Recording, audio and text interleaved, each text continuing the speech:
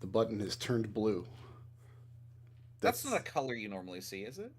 It's the color I see every week when I push this button. Oh, I thought it was green. I thought green was the good purple, color. Well, green is the In- little like connectivity icon like on YouTube, but in OBS the button You- changes from gray to blue. Aren't And we're at blue. go like isn't the Go light in Europe blue instead of green? They don't get a green light. They have a blue I don't- light. You know, think- I drove in the UK once. I don't know. This looks like it's active. Let me look Okay. here. Yeah, it looks green. Oh no, this is a pedestrian light. I don't know. So my first time when I was riding with somebody in the UK, who was also driving for the first time in the UK, we almost got T-boned because he didn't know how to make a right turn.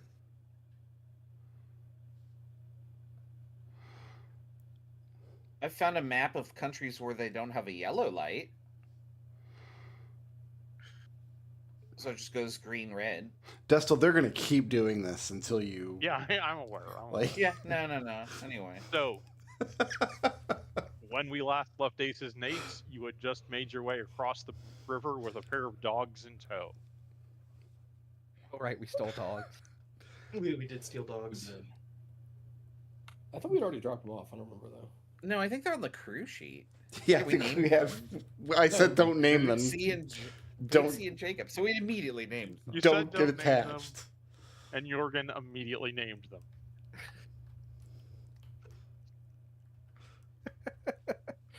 I had already named them before he said that. This is Bootsy. This is Jacob. They're my children now. You've had them for 30 minutes, but if anything happened, etc., etc. So, you've made your way back to your casino hideout. It's a few days later. Casino business seems to be going well. Good. All of you are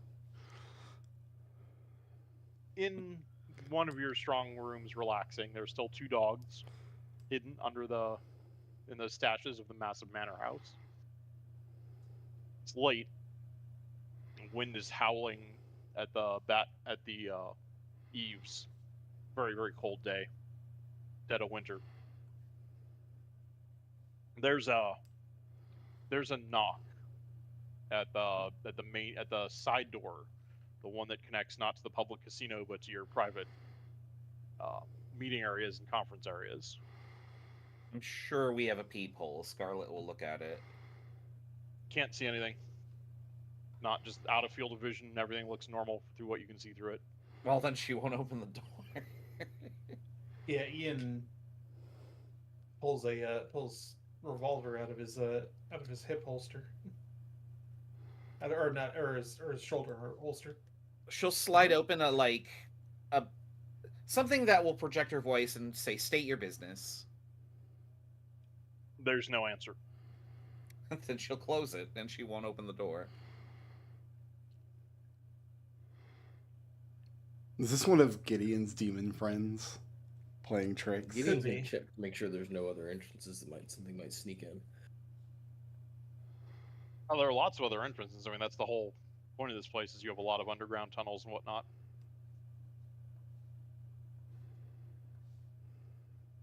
No, I'm not just being crazy here, but like our SOP would be if somebody doesn't announce what they're here for, we don't let them in, right? Correct. Okay. No, that's absolutely right.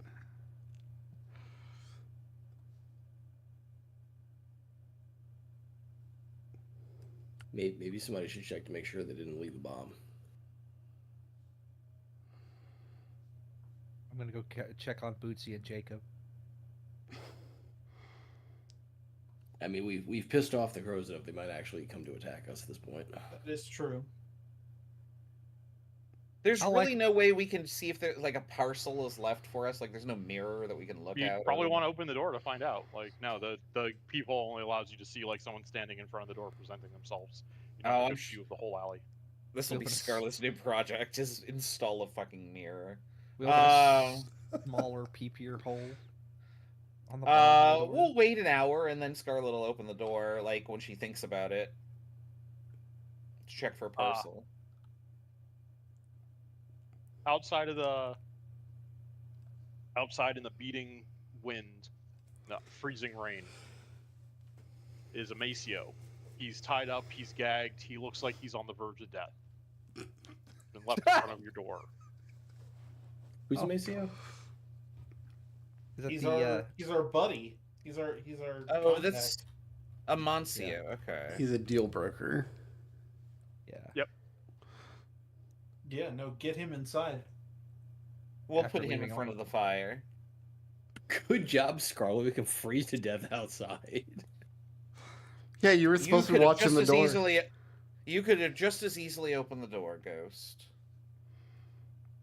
I didn't know there was somebody at it. At that point, Jurgen Uh, comes back in. Do Everybody not worry. everybody was aware of the situation. Don't give me that. At that point, like Jurgen comes back in. Don't worry, Bootsy and Jacob are just fine. Glad to hear. He looks half dead.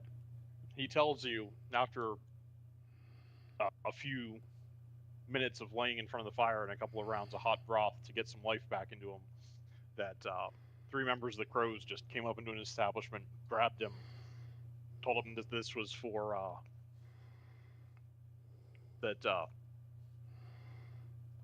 this is for Ian, and beat him up, and then apparently dumped him off over here. He was unconscious for most of that. I had to go back through my notes. Ian was the former leader, right? No, Ian is a member of your party, a member of your crew. Oh, okay. I also knew that, but I wasn't sure if there were 2. Do you think What did Dust would purposefully name another NPC the same name as one of the as an NPC? Well, to be I've done fair, it. we've only played this for 4 weeks, and I I've done don't it. have a memory. That was the joke. Yes. Tactics Ogre, the only realistic game because it has 2 people sharing the same name. Oh, my notes don't make sense. So, what did Ian do? Sorry, just for refreshing our memory. I mean, you don't. No one here has any idea of specifics. Currently, you Okay. and the Crows are basically at war with each other, and they decided to take this out by getting one of your most trusted informants and beating the shit out of him, probably ransacking his place, though he doesn't really know because there was a bag over his head the whole time. And damned if I know what I did. I mean, granted, The- we haven't been making very good friends with the Crows lately. Do we There are retaliate? Well, you bunch have of stiffed them criminals. on their share of all of your recent jobs. They live in an They didn't- entirely they didn't different help. district. Yeah, they They don't live- contributed nothing. They get nothing. Except now they're going to get revenge or vengeance. Yeah. I guess. Yeah, there ain't no way I'm gonna let our good man Amancio get roughed up because of and not let that go unanswered. Well, now our goal is to just take out the Crows, right?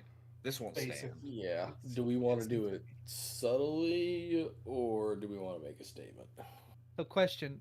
So, like, I mean, we have to do it subtly, right? But I have a question for lore-wise, Mhm. because the answer to this is going to color my suggestion.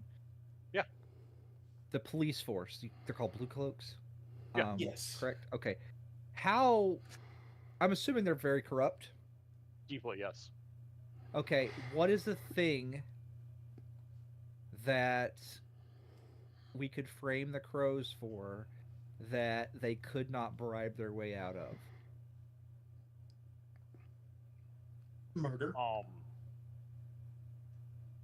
What I don't know. I don't know. What do you think would be a thing? Like, there's basically nothing you can't bribe your way out of if you're high up, but the Crows aren't particularly high up.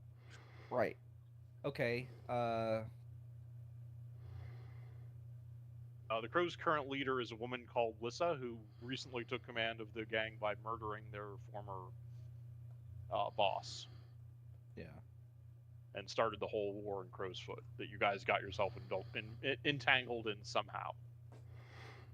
Yeah, Oh. we don't even live in Crow's Foot. We live on the So- other side of town. I'm gonna propose what I proposed last time, which is there are other factions in that area.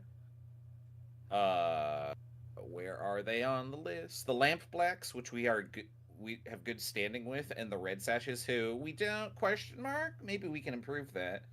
They're all fighting over the same turf, and we don't give a shit about this area of town. Let's get them together and go all in to take out the crows, and they can carve up what remains. We get them off our back. Any attempt to get them together would probably end up with them fighting between each other. Is that our problem? Well, it would mean that trying to get them into a room, you could work with or for one or of the other groups, but you won't be able to get them to work together. You already know that. Well, then it's 2 versus 2. At least it's even footing.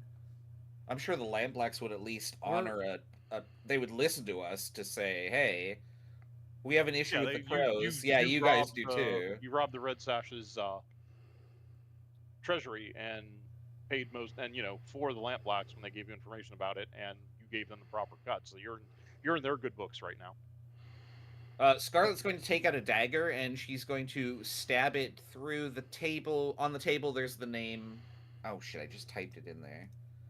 Lissa, and she's going to say, I say we go talk to the Lamp Blacks, and we cut the head off of the beast. Because I have just the thing, and Jurgen reaches in and pulls a cartoon palm out of his pocket. God damn it. Wait. Okay. God damn it. Wait. Maybe that will work.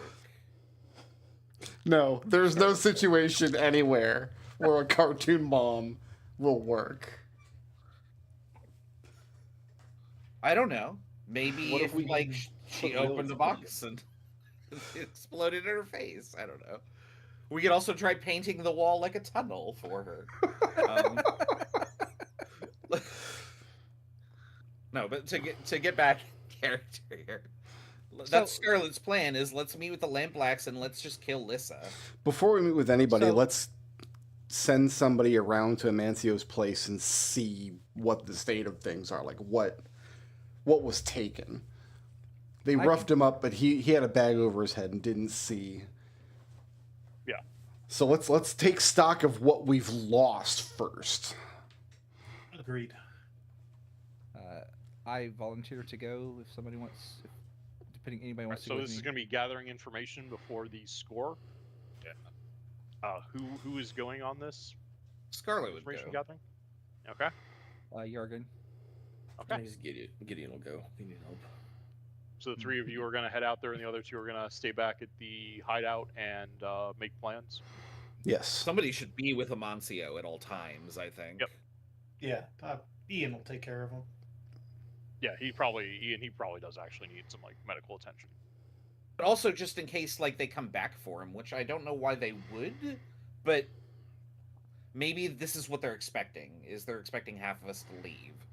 So Amansio's place is a abandoned part of an old warehouse in the docks. How are the three of you approaching it? Stealth, whatever my stealth skill is. Prowl is Okay. how I would. Are you going to do that?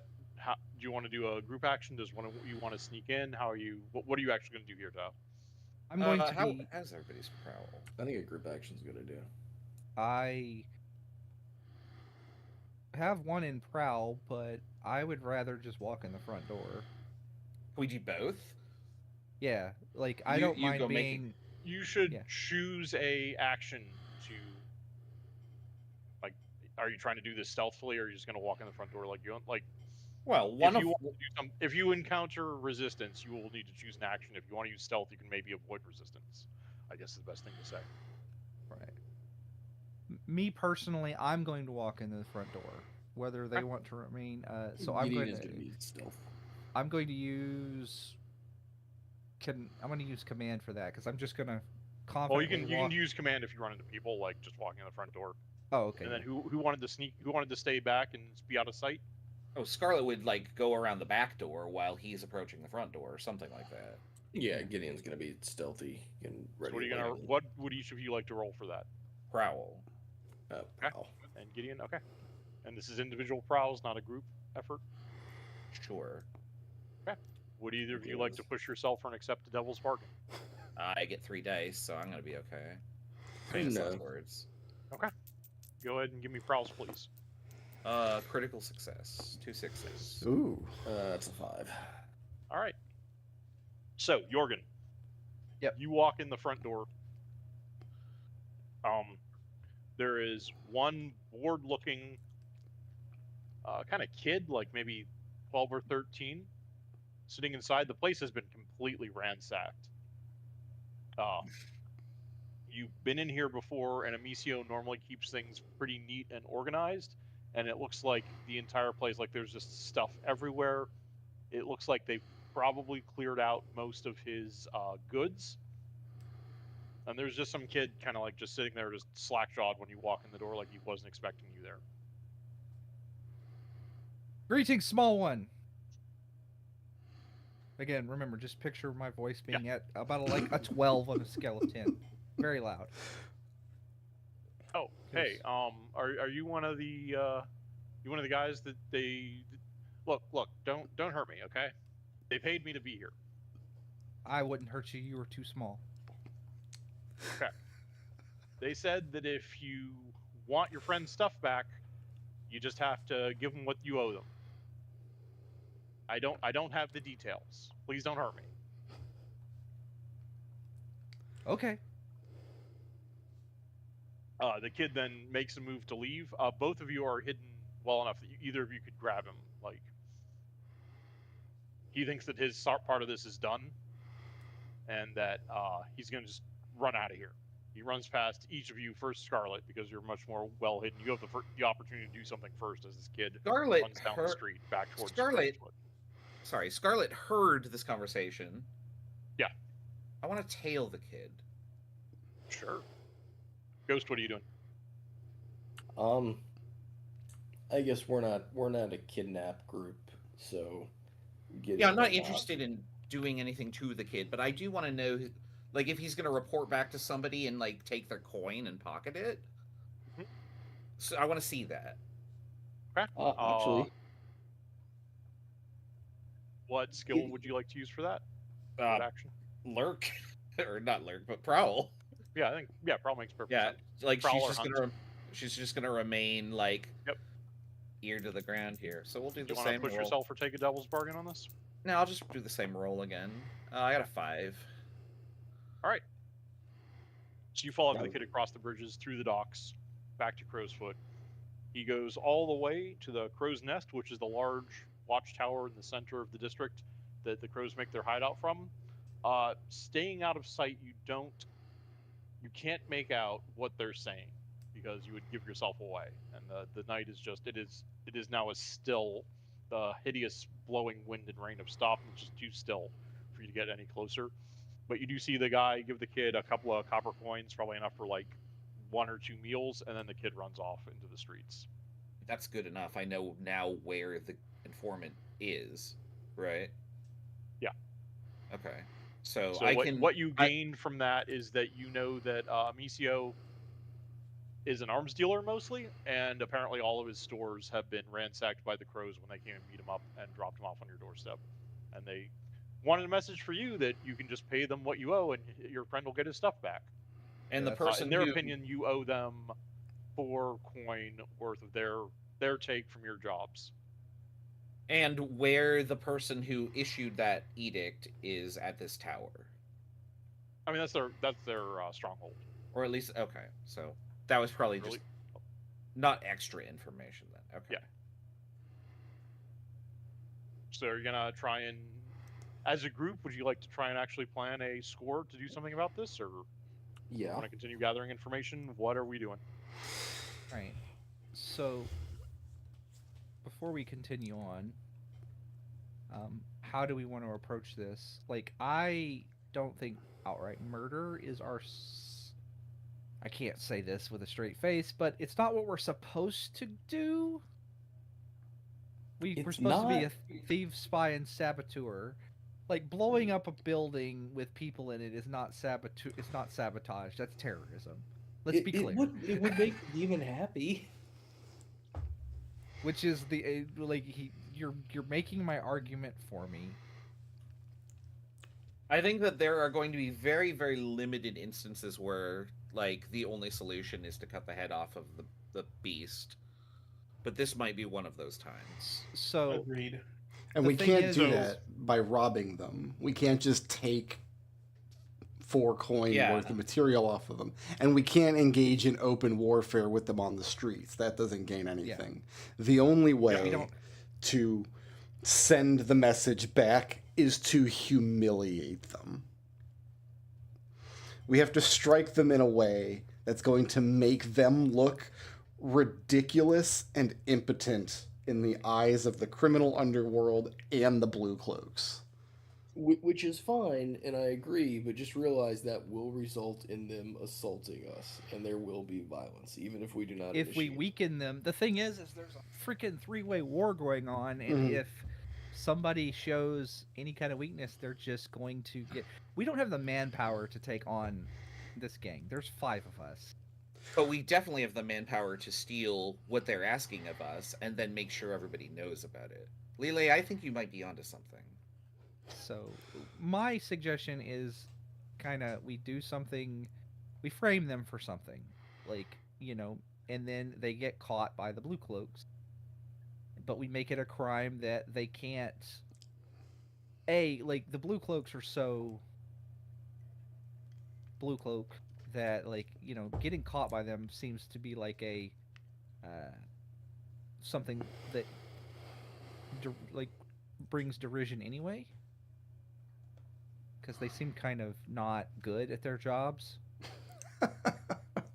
Is their job to arrest criminals, or is their job to make sure that the Blue Cloaks come out of everything okay?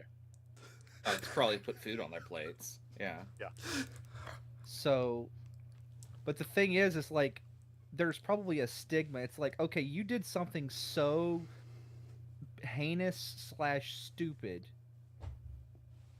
that the Blue Cloaks had no choice but to actually, arrest you? For real? It's my thinking. I mean, the Blue So- Cloaks arrest people for real and throw them in prison all the time. I get that, but For any number of reasons, really. but I feel like there's probably a difference between you didn't pay the protection money and now you go to prison, and you actually did that. Holy shit, we have to throw you in jail. We have to throw you under the jail. So following off of what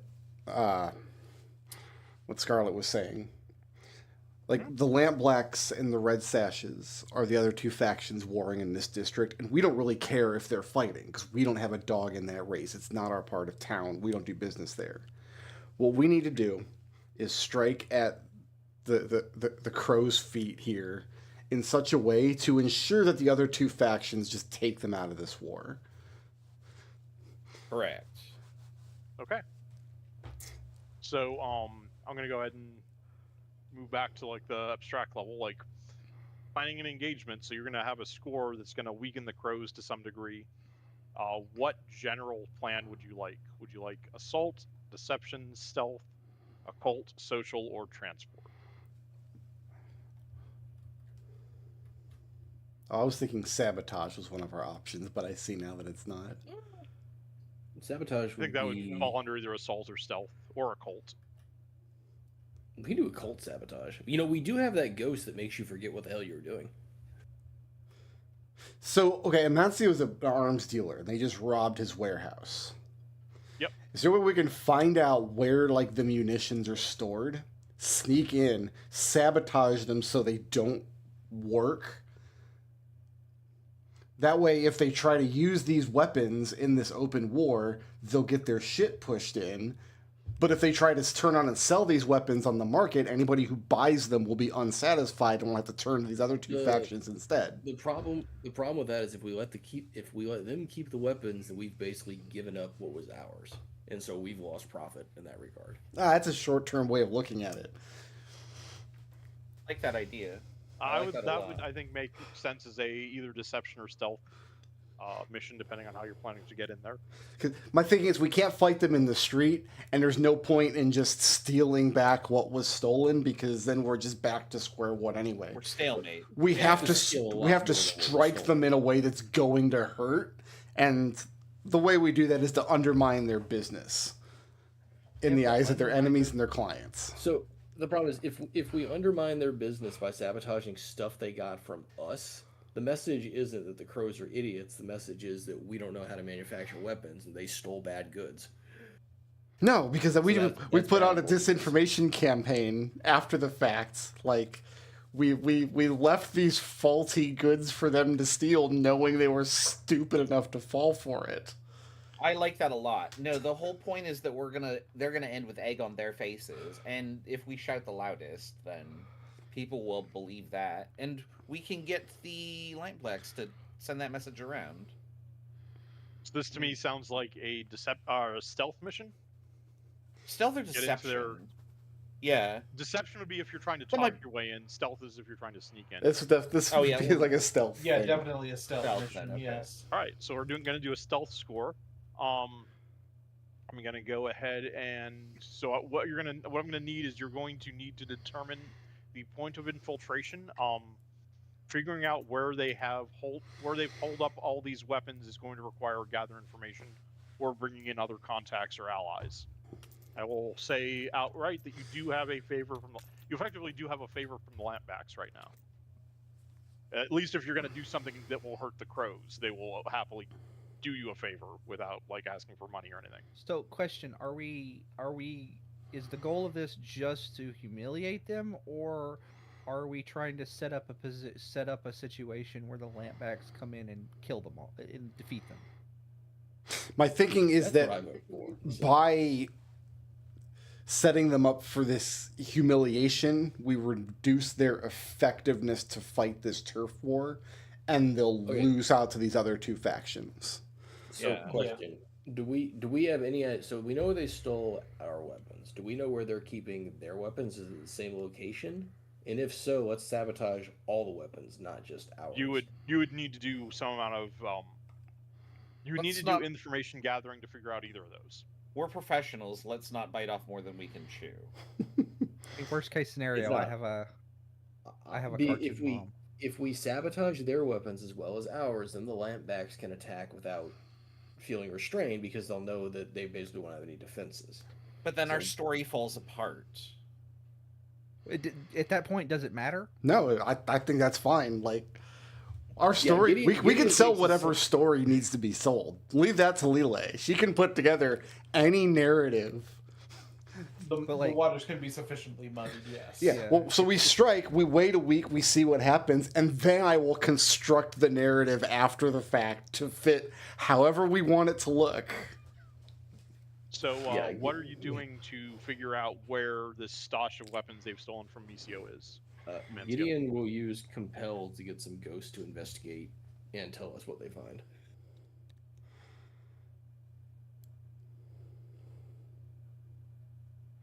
So Gideon's going to use ghost spies.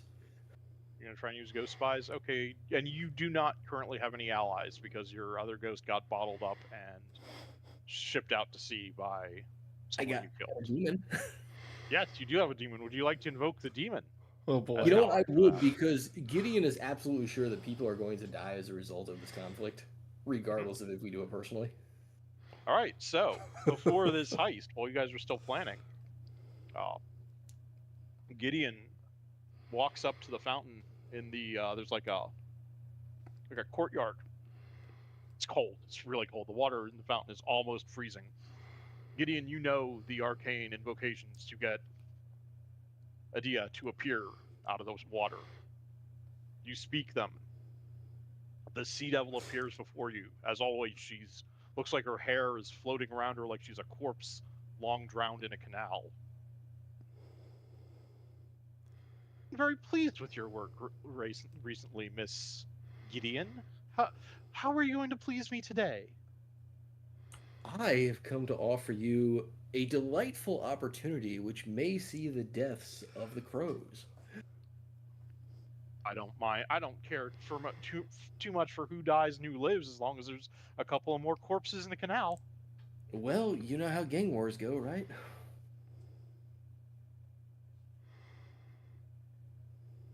She kind of looks at you expectantly, like, Oh, there's gonna be lots of people dead by the end of it. And Okay. if you can help us acquire some information, that will be almost a certainty. what information do you need? Well, we're trying to find out where the crows are storing all of their weapons that they are using in this gang war against the Lampbacks. Interesting. And you think the waters might answer that question? I think the waters are as good a thing to ask as any, given the water in the rivers, the water in the atmosphere, the water in the rain, the water in their cups. She Water has eyes cackles everywhere. and disappears back into the fountain.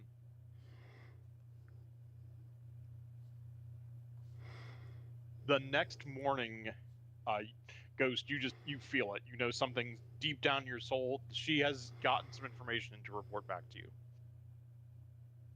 Is anyone going to go with her to the fountain, or is Ghost just allowed to do this on her own? I'm not sure we know Ghost is doing Yeah, this. that's fair. That is, yeah. We had this I conversation. mean, Stop you have consorting with all demons. shown extreme aversion to the demon, and I don't want to offend the demon, so. All So right. this She appears out of the fountain the same way next day, and she tells you, my dear girl, I do have information. I have had information you're going to love, and I'm going to love. And I only ask for the smallest of tributes for it. You say small, but Yes, just one child. Just drown one child in a canal for me, and I'll give you everything you need to know. Doesn't have to be a large child. Jurgen That knows makes where it to all find right, this. right? You guys know where to find a small child. we do. I'm not going to drown a small child. You're not being asked. I'll even take it on credit. I know you're good for it, dear. Yeah, We have a credit's deal? good. We like credit, yeah. Are you familiar with Lady Clave, the Leviathan Hunter? Which, out of character, you are. That is one of the people that you stole your boat from. Excellent. For some reason, the crows have stockpiled all of those stolen weapons on one of her ships. A big one. It's currently sitting in the docks. What was her name again? Sorry, Lady what? Lady Clave. How do I spell that? Clave. Okay.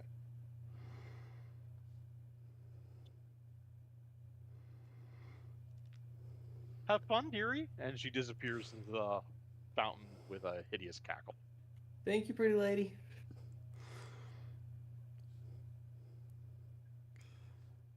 Didn't Dessel say that she looked like a drowned corpse? You still listen. You flatter demons. I feel like this falls under the umbrella of don't make deals with hags. I'm just going to say that Oh, outright. it does. It does. You're making deals with a sea hag. Stop So it. does anyone else want to do anything else to gather information for this score?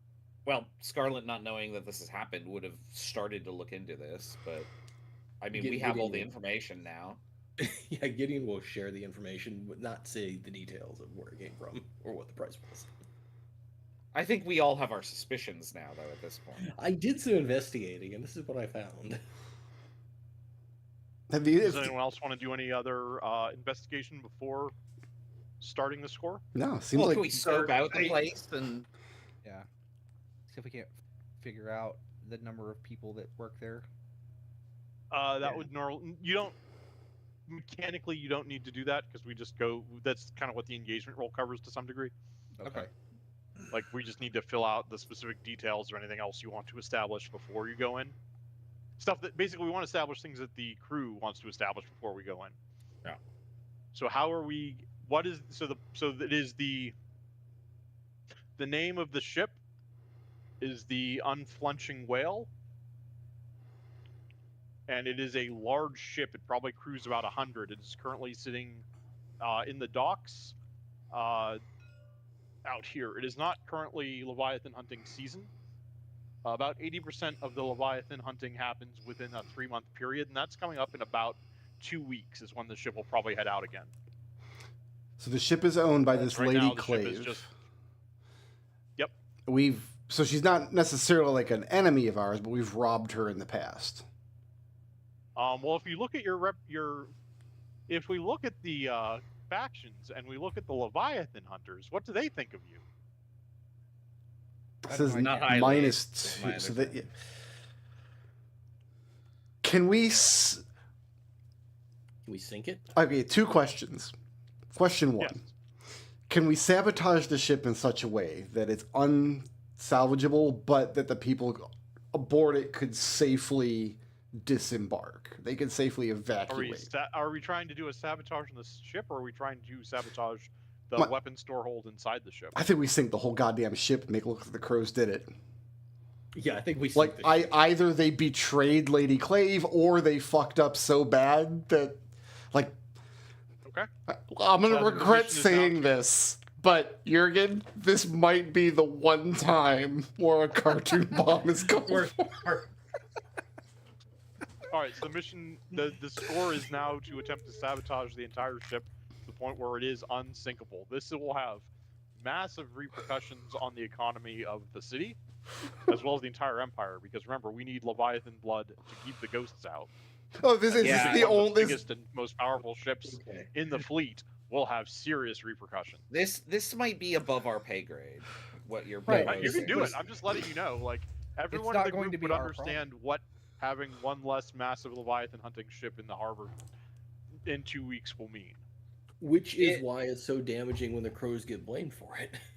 But if Yeah, that gets absolutely. if that gets trailed back to us, you can kiss everything we've worked for goodbye. Nah, it won't get trailed back to us. We'll be fine. We're retiring, Raz. You feel very. Raz is not. Who's. I'm. Yeah, you're not convincing Raz. You're Yeah, convincing. you're trying to convince Scarlet. Thank you. Yeah. Yeah. So So Scarlet is very skeptical, because she's a noble. She kind of wants the status quo.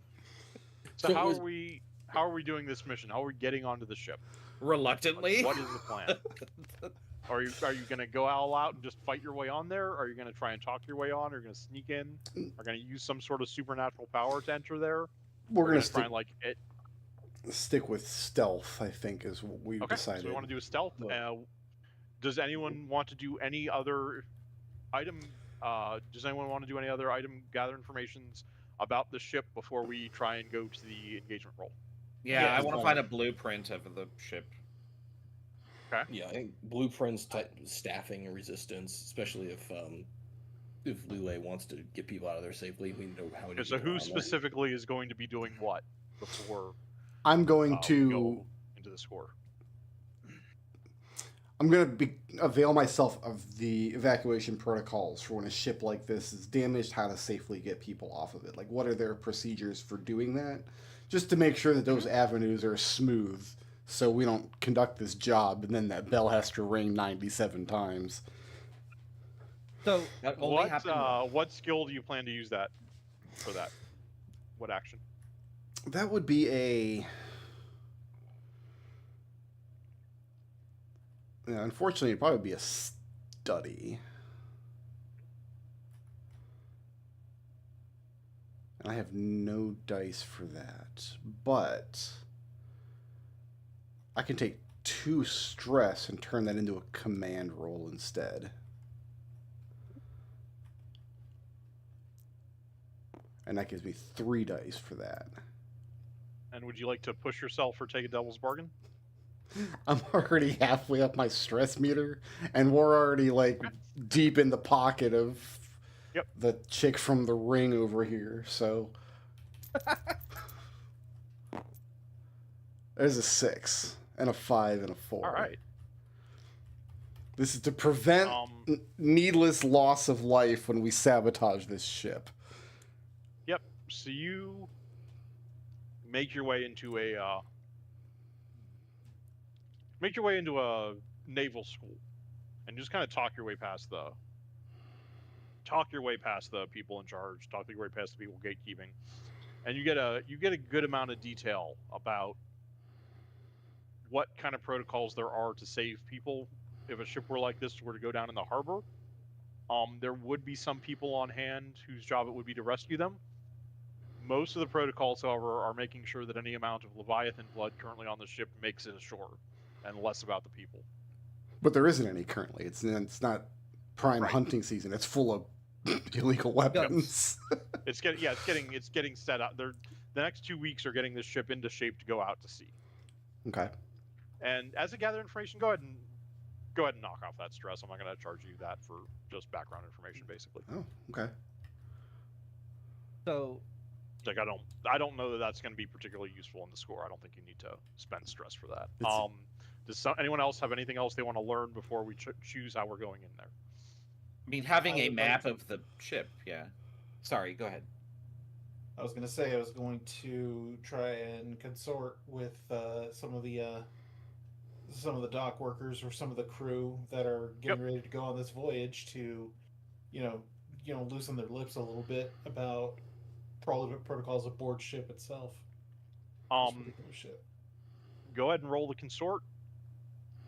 I think, given your crew's reputation with members of the docks, like, this is not difficult. Okay. The citizenry of the docks. Just go ahead and roll the consort.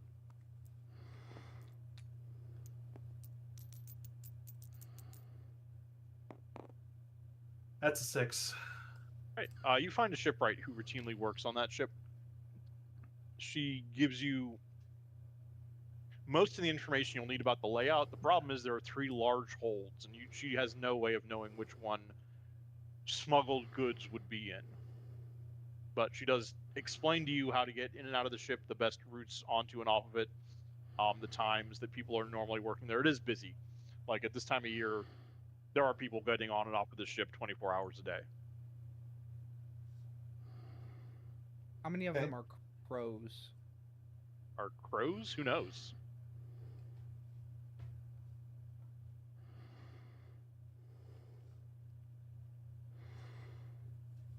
All right, so so we're doing stealth. We're sneaking onto this ship, right? Yeah. That is the plan. And at what point we're on the ship? How on the ship are you going to get on there? Like, what's the plan to get onto this thing? Just the basic high level. What is the first place that you will go to sneak on board this massive ship? Can we climb up the anchor hole? If that's what you want to do. Is that the point of infiltration? You're going to try and use your own little boat to pull up alongside underneath it unnoticed and then slip in through a porthole or something like that? Anybody got a better idea? Sounds reasonable. Well, so the only issue I can see with this plan is if we're sinking the vessel, like, our boat could go down with it. I will point out that you do actually have some number of members of your crew that are not party members. If you need someone on board your small boat to, like, get it away. after you Okay, get so we can unloaded. Like, you could easily have some person whose cover is that they're one of the dealers at your casino, but actually is a pilot that works for you. Like, at a crew level, at the crew side, the tier 1 crew has about 10 extra members aside in addition to your party. So we have henchmen that'll do. Yeah, you have, like, nondescript Trivial henchmen. You tasks. haven't done the Okay. you haven't done a cohort, which would be like descript henchmen with groups of henchmen with specific abilities. But yeah, if you just need someone who's a pilot to get the boat away after you board the ship, that's easy. It's a difference between just standard Rocket Grunt A versus Jesse and James. That's Yes. you as levels. Yes, yeah. actually, that is exactly how I play the cohort in my other game. No, you do no, Destel. No, you don't have Jesse and James. No. Okay, never mind. All right, so engagement roll. Wasn't ready for You don't that. think Jesse and James would work for a smuggling crew? They do. Yeah. Yeah. That has a cover operation as a circus? Oh no. Yeah, Well, so that's cover- right. Their cover operation, I thought, was the casino in. That's you guys. where- The other game of this I run, they run a circus. Oh God, we are Team Rocket. God damn it! All right, so here's one roll for the base on the engagement for the first Chris's roll. mouth. I'm going to give you one roll for particularly bold and daring.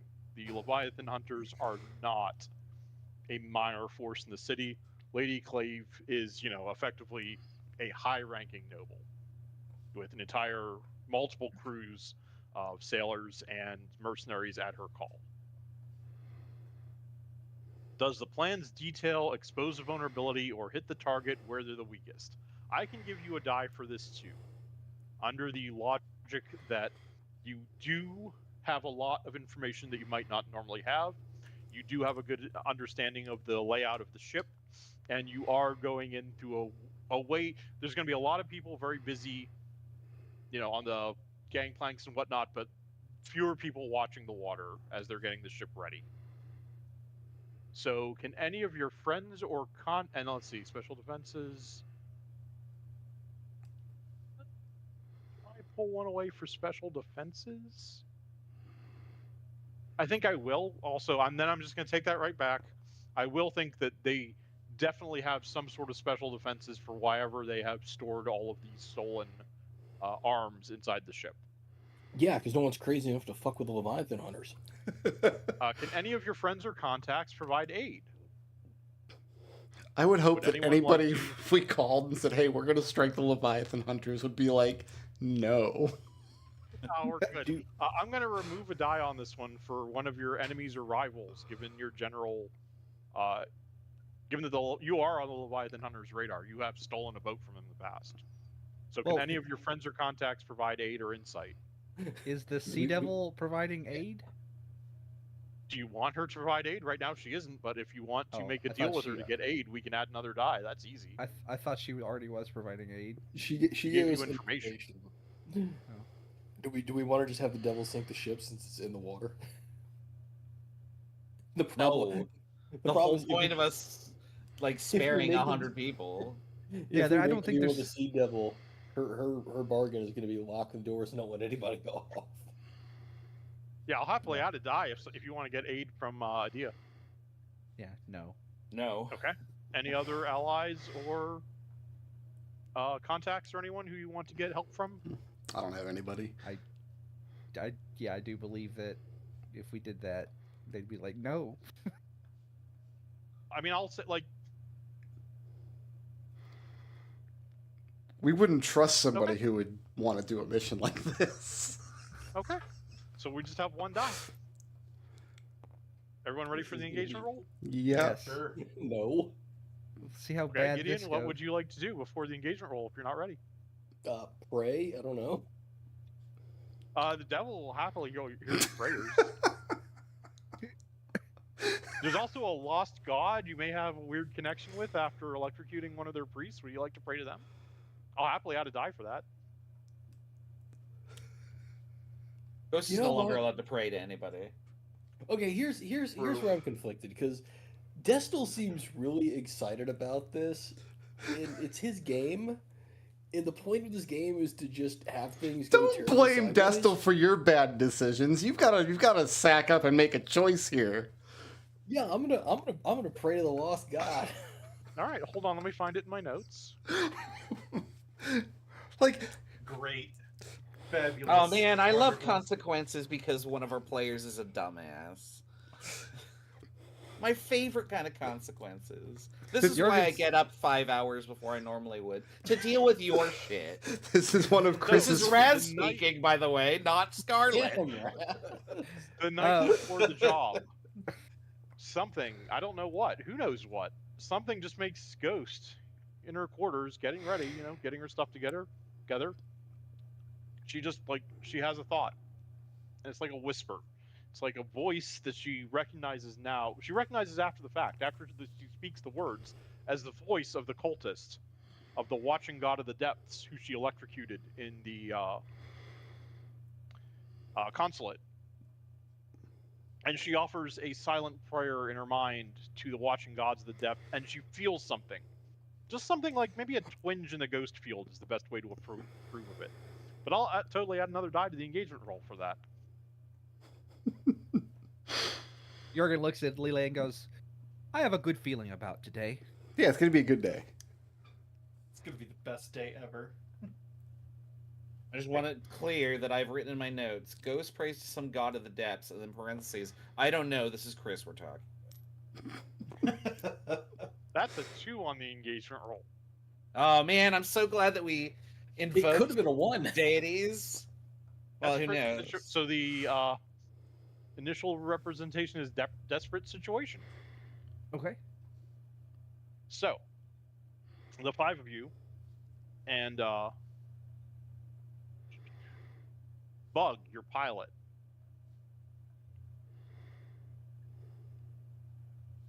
You bring One-Eye Jack up around underneath the massive ship. The thing's probably like 50 feet above the water line at the top. It's riding very high on the water because it hasn't been loaded down yet with Leviathan corpse. You make your way along the water. It's quiet. It's cold. There's just the slightest wind right now. Not enough to. Sorry, I'm trying to find. No, there we go. This one. Just the slightest hint of wind on the air. It's almost silent. As you get close to the boat, you can hear the sounds of workers and shipwrights working. Occasional rapping of hammers. Large machinery, probably somewhere on deck, pulling something in or out of a hold. One-Eye Jack silently bumps against the larger ship and ends. Everyone choose your loadout, by the way, your load level. Going with 3. Small load. 3. Always light. I'm going with heavy. If we get caught here, it's not like we're gonna be able to talk our way out of it. Yeah, we need you to have bombs and stuff. Oh, you know, that's not a bad. Yeah, going in light's not gonna be the best. Maybe I don't know. Yeah, I'll As do you normal. reach, You know what? I'm gonna scratch it. I'm gonna go normal. Yeah.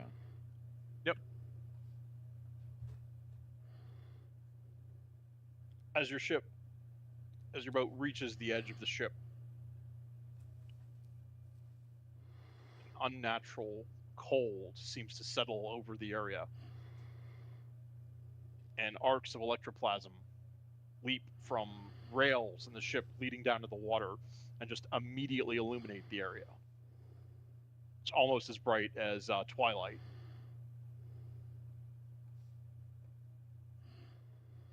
There's no sound, but the cold is starting to. This is definitely like harmfully cold. Like it will probably cause your ship to. The water might freeze around you. And there's just bright, arcing electroplasm leaping down from the ship all around you.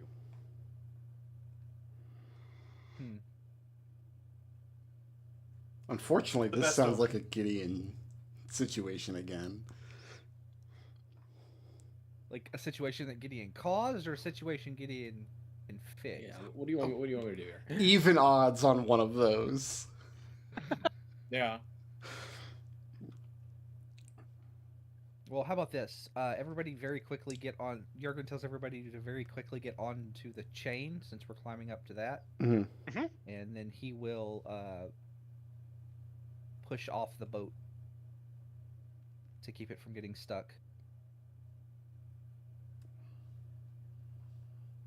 Okay, I don't think there's any action needed for that. The water begins to. Sorry.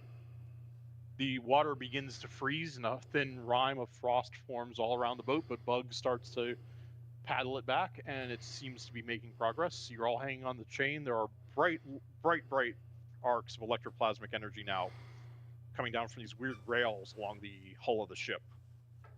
Like it is conspicuous in the darkness. It's gonna defrost us. Is there an entry point that we're close to, or how quickly can we get inside? I mean, you can climb up this chain to the portcullis, or not that, to the, what is it called, McDowell, where the anchor comes out. I don't recall. You're supposed to know these things. Look, man. I left that a long time ago. Well, if they mess up starboard and larboard, it's on you. Also true. A hoss hole? It's a yard arm. That sounds. It's probably, it's not a hard climb, but doing it quickly would be difficult. And right now, like, doing it inconspicuously is going to be very difficult. This light is definitely going to attract attention.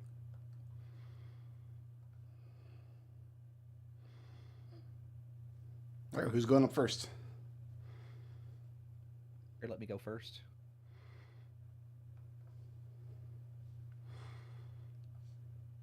I can go up second if you want. I'm gonna Like need a whoever group- goes up first needs to make the climb accessible for Lele, so I don't have to make any kind of check. I can just kind of. You're not going to need to make a check, but if you don't do something about the light, you will. There's no way you won't be noticed. Where is the light coming from?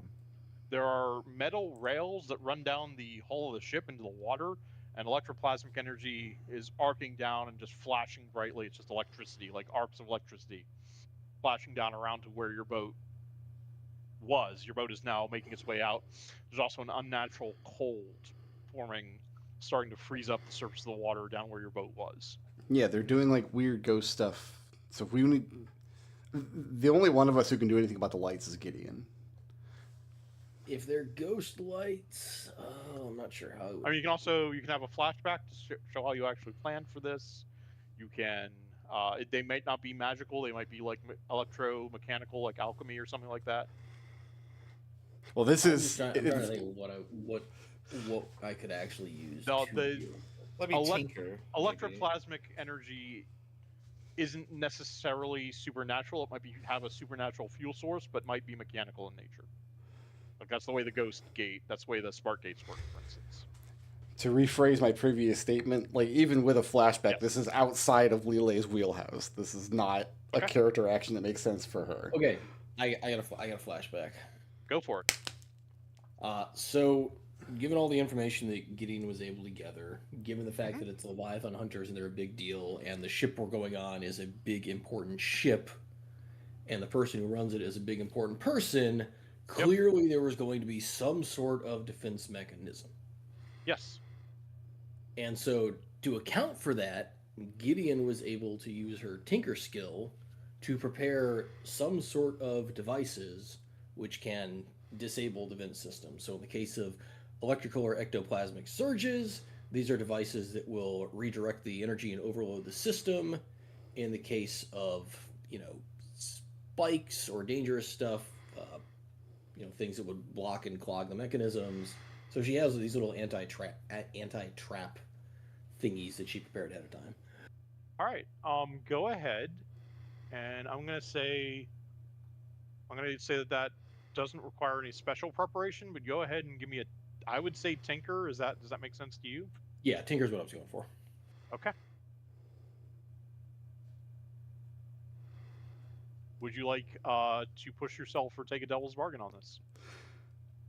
You've worked with enough devils today. Yeah, I don't want to push myself yet because I'm going to get a lot of stress inside.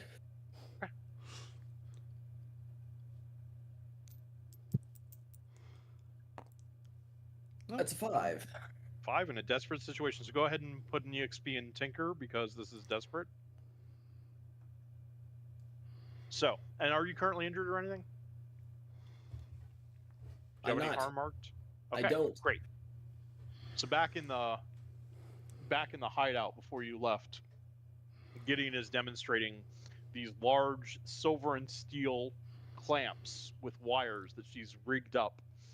She has a pretty good idea of what kind of defensive systems and alerting systems might be on a ship like this, and she's pretty sure she can short out an electroplasmic reaction with these just by connecting them to opposite rails. So Gideon, this will work. However, because it is a 5 on a desperate roll, I'm going to go ahead and give you the severe harm of hideous electrocution as you hook these 2 clamps between 2 of the rails. Would you like to Nice. resist that? Yes. All Can I right, use go ahead one? and try and let's say that resisting severe electrocution is a prowess. Can I use armor or anything to help? Yes, armor would work. Go ahead and start by giving if you want. How much armor do you have? I guess I can do 2 blips in armor for regular armor. Can How much load do you have right now? I got a 5 load, normal. Okay, so armor is cumulative. If you want to reduce something twice, it would take all 5. But yes, if you want to, I think it's within your wheelhouse to use to reduce this twice with armor. So, question. Yes. We have established that I carry a small lightning rod because Gideon likes to electrocute themselves and people around them. Yes. And I went up first. So is it unreasonable for me to say that I was right there with the small lightning rod arcane implement at hand to help resist this exact, almost like this exact thing has happened many times? I would allow you to take the injury for her, as that is a normal teamwork, protect the teammate, and then you could use the lightning rod as you could say you had the armor rigged into this lightning rod if you wanted to use armor to resist it twice, since you have a much heavier armor capacity than other characters. So that would. So you'd be at 8. You'd be at 5 load of your 8 if you wanted to resist it twice with armor, or you could resist it once with armor and then make the prowess roll.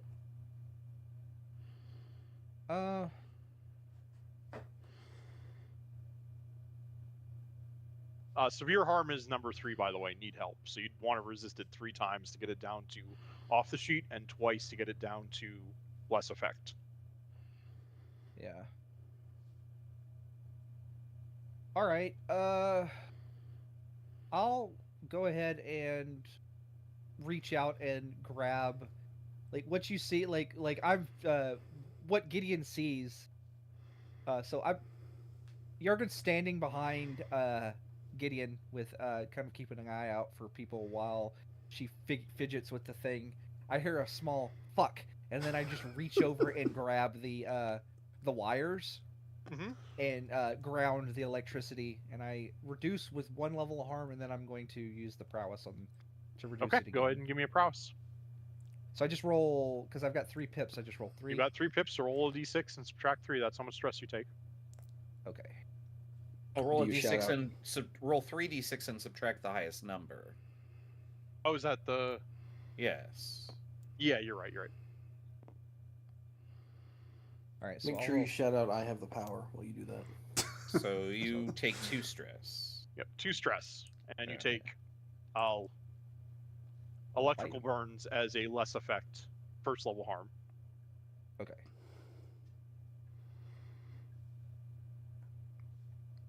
So as you're making your way up, Gideon pulls out these clamps with a wire that she's... Gideon, please mark off 1 load for that. Not really a great place on this sheet to mark it as 10 Mark- equals. Yeah. Yeah. If you Gideon should- pulls out a pair of clamps, silver clamps, connected by a massive copper wire. She hooks one into one of the rails and then swings the other around to the other rail. As soon as the clamp connects, the lights go out, and there is this smoking electrical ozone smell that starts to rise from Gideon's arms, and Jorgen reaches up, grabs her, takes this metallic lightning rod that he has rigged into his armor and just kind of hammers it into the side of the hull with a massive hand. And electricity just sparks and arcs around the two of them for a few seconds before it finally dissipates. When this is said and done, Jorgen's hands are fairly badly burnt, but not like 2nd-degree burns. Serious, but not life-threatening. And the lights go out. No one is noticed. I'm going to say it's still a desperate situation as the 5 of you make your way up the anchor chain and onto the inside the ship. So all the lights are out on the side of the ship. What about like the inside of the ship? If we only disabled just the like You the disabled is a this the security antifreeze? system. I don't know what this is. So You disabled some kind of security mechanical electro system that simply brought to attention anything that happened on the outside of the ship. Searchlights. the inside of the ship is still working as intended. So like it's still lit. I mean, you don't know that. Oh, I thought we The- climbed the- in it now. They're still Right, trapped. but like you don't know if there weren't consequences of shorting that out aside from the burns. Okay, let me be more direct with my question. When we Yeah. enter the porthole where the anchor chain is Yep. it dark inside? It's pitch black. There is no light in this room. Okay. Then Scarlet is going to use her dark sight goggles to scout out a path, a safe path forward. So the 5 of you climb into this room. Scarlet flips her goggles down. She can see in the darkness. It's a small service hatch with some extra chain and large hard points for the anchor to be attached to all the ships at sea. It shouldn't be hard to make your way into the rest of the ship from here, but you can definitely hear people moving about and doing work on the other side of the door.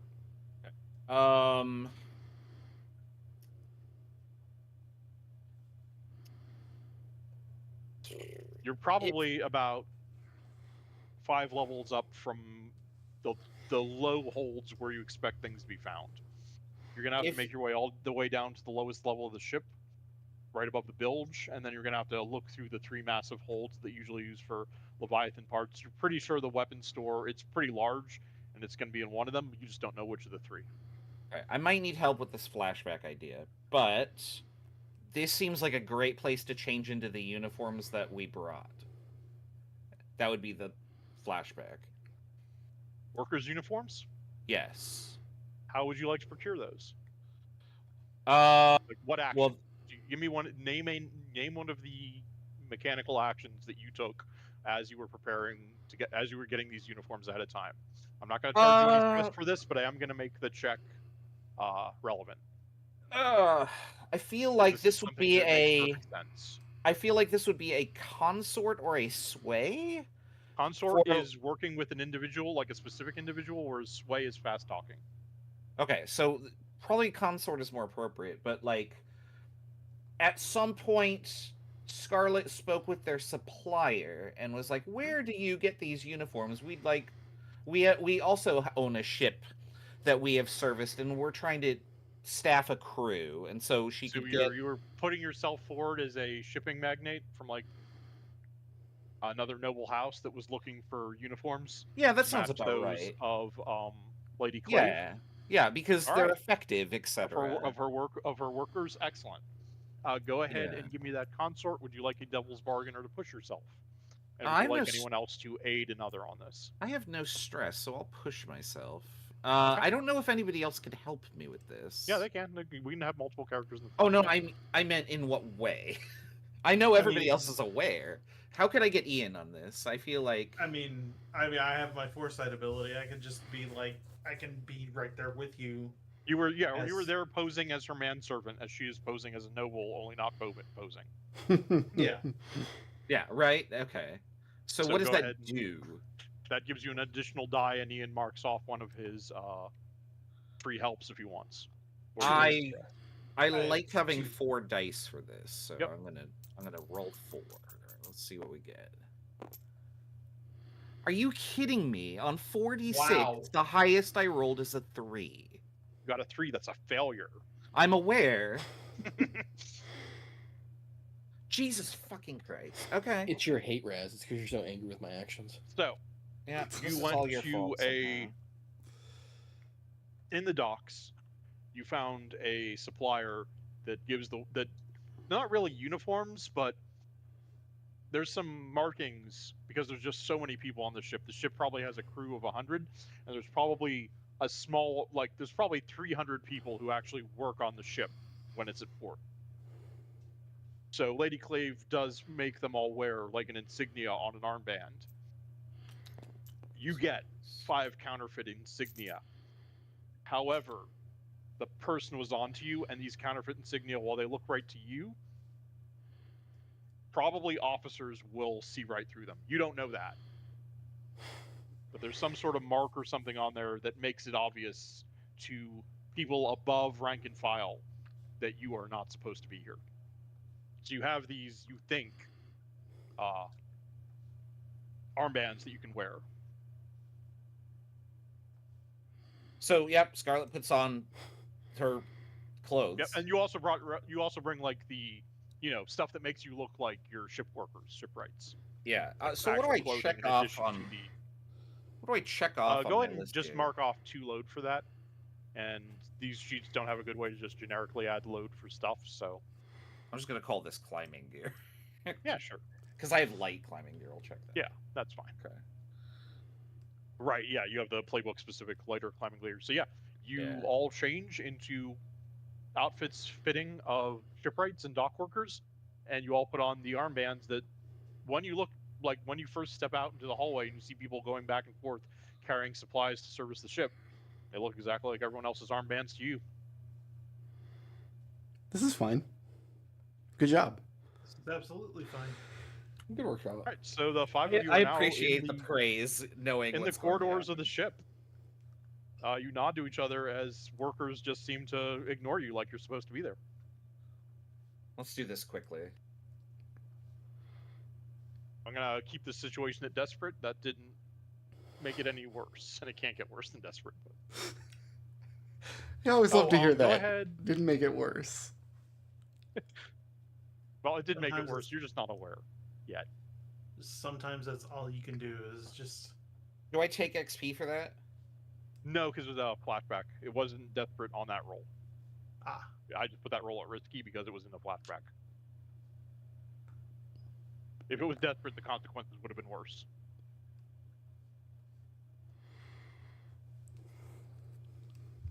So we need to find out which of Yeah, the the five of you are three standing around. holes. You're maybe 5 or 6 levels above where the holds are.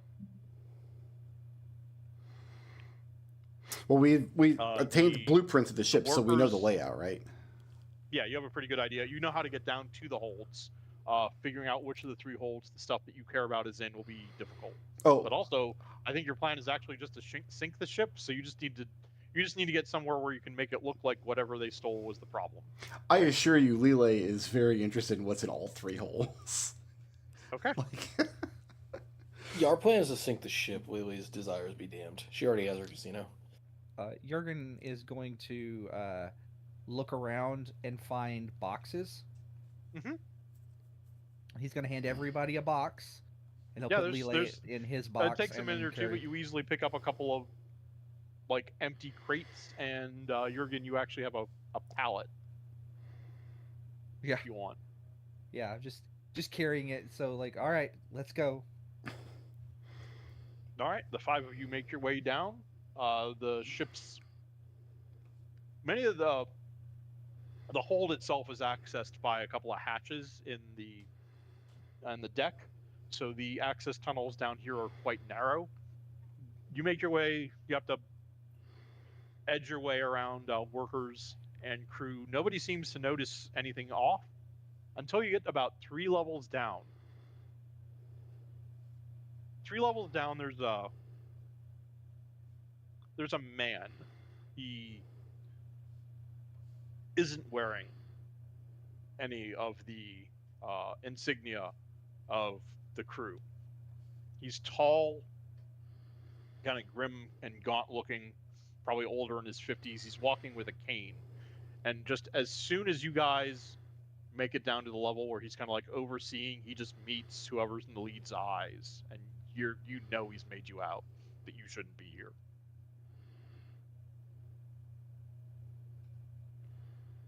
Who's in the lead right now? probably Jurgen.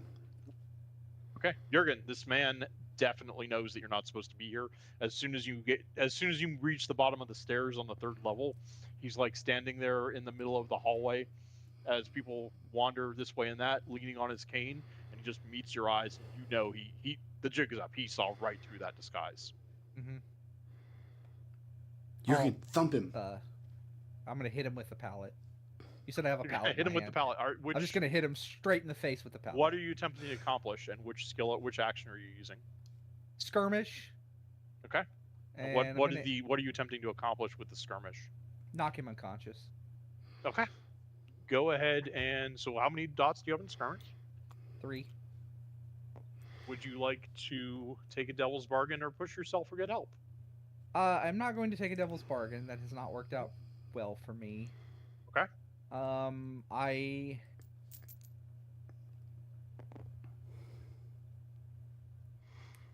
surely 3 dice is enough. Surely. I said with 4. Yeah. You got All right, 5. That's good. I got a 5. Yeah. And so go ahead and mark EXP because you're still in a desperate situation. Okay.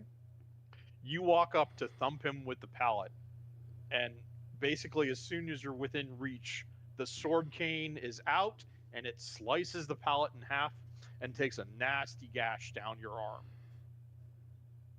I'll resist that with armor. So yeah, this is going to be severe harm.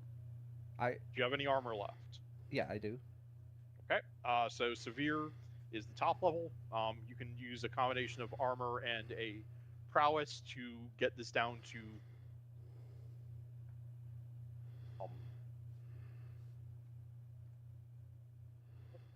Well, normal harm, but since your normal harms have filled up, you would have to take level 2. All right. So, So it only makes sense to resist it once. yeah. So yeah. Oh, wait, did I'll- you already mark off your whole armor, or is this from I this just- attack? This is yeah. I just marked off the heavy Okay, for you're this gonna attack. take a bad gash to the side, but you manage to overpower him. He slices the pallet in half, but pieces of it like smash over his head, and his neck kind of gets caught in it, and you twist, and the man falls to the ground. He's not unconscious, but he does drop his sword cane. Well, I'll just reach down and thump him in the side of the head until he's unconscious. Oh, Yep, he's I'm unconscious. I was gonna. That has gathered a bit of attention from the workers, but most of them look more interested in not getting involved than doing anything else. What was that, McDowell? I was.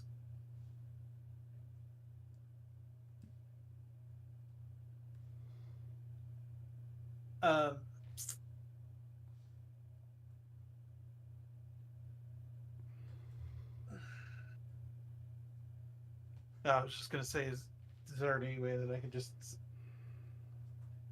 convince these dock workers to just keep on keeping on and not ask any questions? Are you going to bribe them, or are you going to try and just like what in universe thing are you trying to do that? Are you pretending to be like someone with authority over them? Are you trying to just like appeal to their nature with a bribe, or like threaten them? What I would what probably does your say char- with what a does bribe. he do to accomplish that? Probably something like a bribe.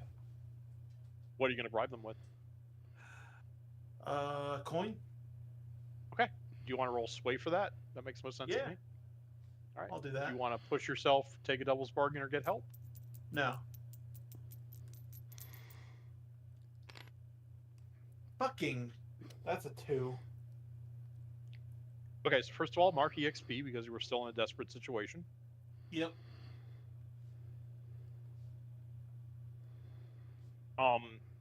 Go ahead and mark off 1 coin. They happily take your coin.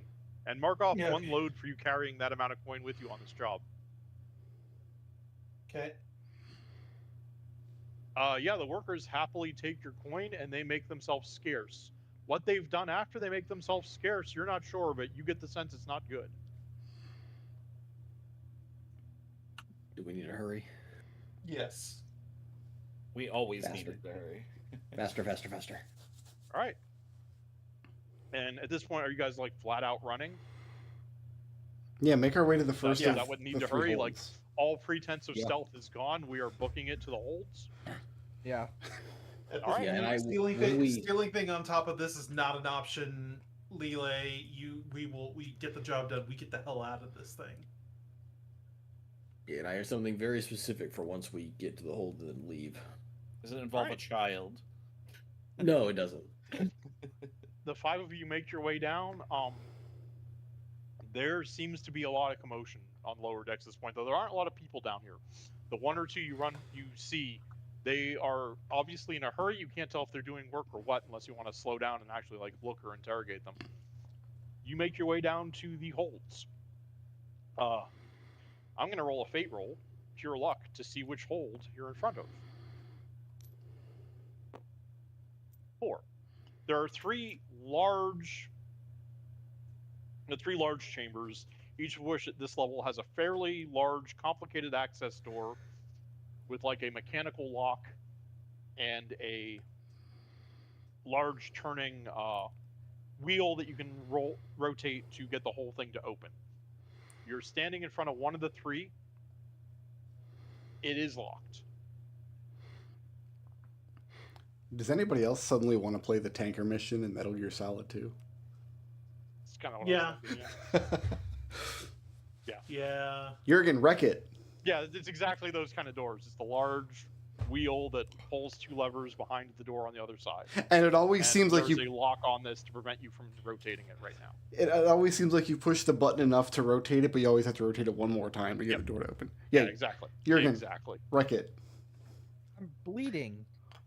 Dude. Wreck I've it. lost a little too much. But is this something that somebody else can take care of? Yeah, there is Using- a trail of blood from under Jurgen's armor. He's doing his best, but Ian especially, you can tell that he is limping. Like he's hiding it, and I don't think anyone without medical training is going to notice. But And I'm guessing none of us know how to like bandage wounds or anything. Oh, Ian probably does. I mean, he's got he has the level 2 harm right now. Like that mechanically, he's at -1 die because that is mechanically what is happening here. I mean, I could try I- and wreck it, but I can't imagine that I could like pick this open somehow. I Yeah, have you can one absolutely. point. I can? You- Oh, well then I'll try. Don't you it. have like super locksmith tools that ignore the quality of things? I that you do. try I to just open? I just assumed that like I would require a keyhole of some sort, but It's a mechanical lock. You can pick it. Like, it would be a major disadvantage if you didn't have that trait that you have at the top of your sheet. oh well then I can pick anything. Okay, got it. Yes, exactly. Like, it Oops. doesn't matter that this is a well-manufactured lock built by a, inside a ship that is designed to be secure. You can. Okay. That is not a hindrance to Scarlet's lockpicks. Okay. I didn't even consider that, so I was just like, oh, there's no reason to suggest this, but So you- I'm gonna push myself. Okay. Let's see here. Do you want another die for my? Okay. I've already rolled. I got a 5. excellent. Go ahead and put an EX. What were you rolling? That was finesse. Finesse. Yeah. Yeah, Go ahead and good. put an EXP in prowess. Yeah. For doing this in a desperate situation. On a 5.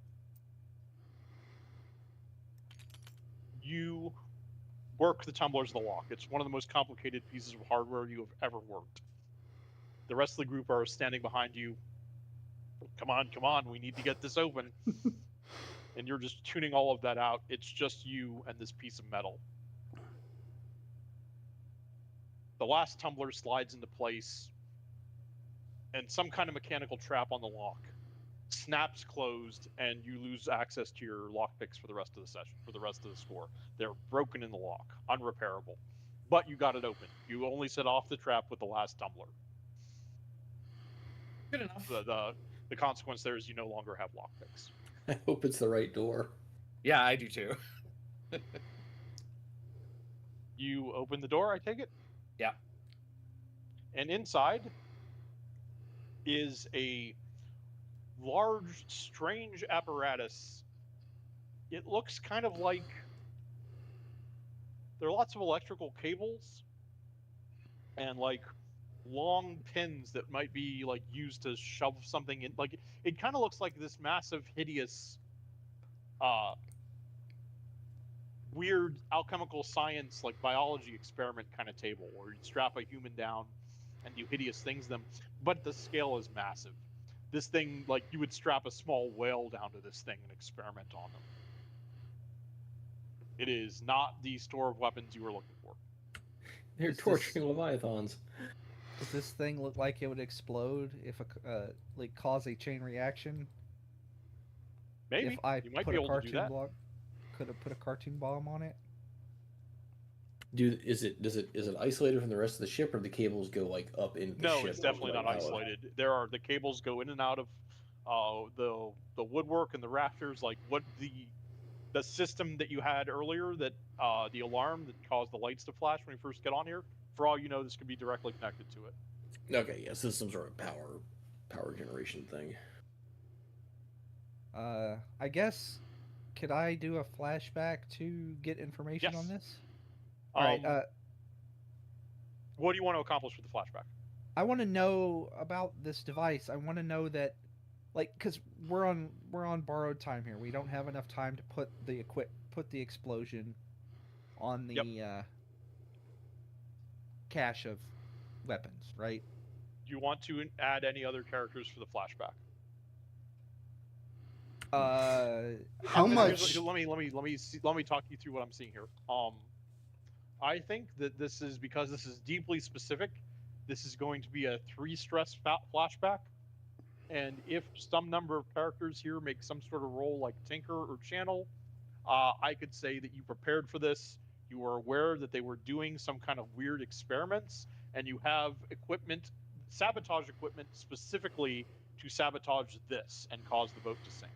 So Gideon is going to help because while Gideon was researching traps, one of the other questions would be, is it possible to overload every system on the ship if I need to do a catastrophic failure to get us out of trouble? So I have, who else is in this? Like, you can have as many or a few people in here as you want. How much narrative leeway is there in taking a flashback? You can't change something that has already been established. That is the limit.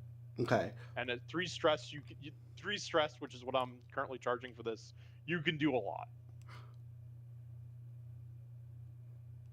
Like 3 stresses, this is an extraordinary thing to have prepared for. I'm going to join this flashback. Okay. They've looked into this investigation. They determined that they're doing they're not just capturing and slaughtering leviathans. They're doing some kind of weird occult rituals with them. Yes. So while Jurgen and Gideon are focused on how can we use this to sink the ship, Lele took that information in the flashback, and she's going to use consort to. I guess I take 3 stress for this, right? Yeah. Is everybody taking 3 stress? Well, let's let Lele do her thing. She's going to use consort to make sure that this information about this ship's illicit Leviathan experiments gets this Lady Clave in a lot of trouble with a lot of people. What she's doing I'm going to is say that you're consorting with the citizenry of the docks. Sure. Since that's a faction you are in well with.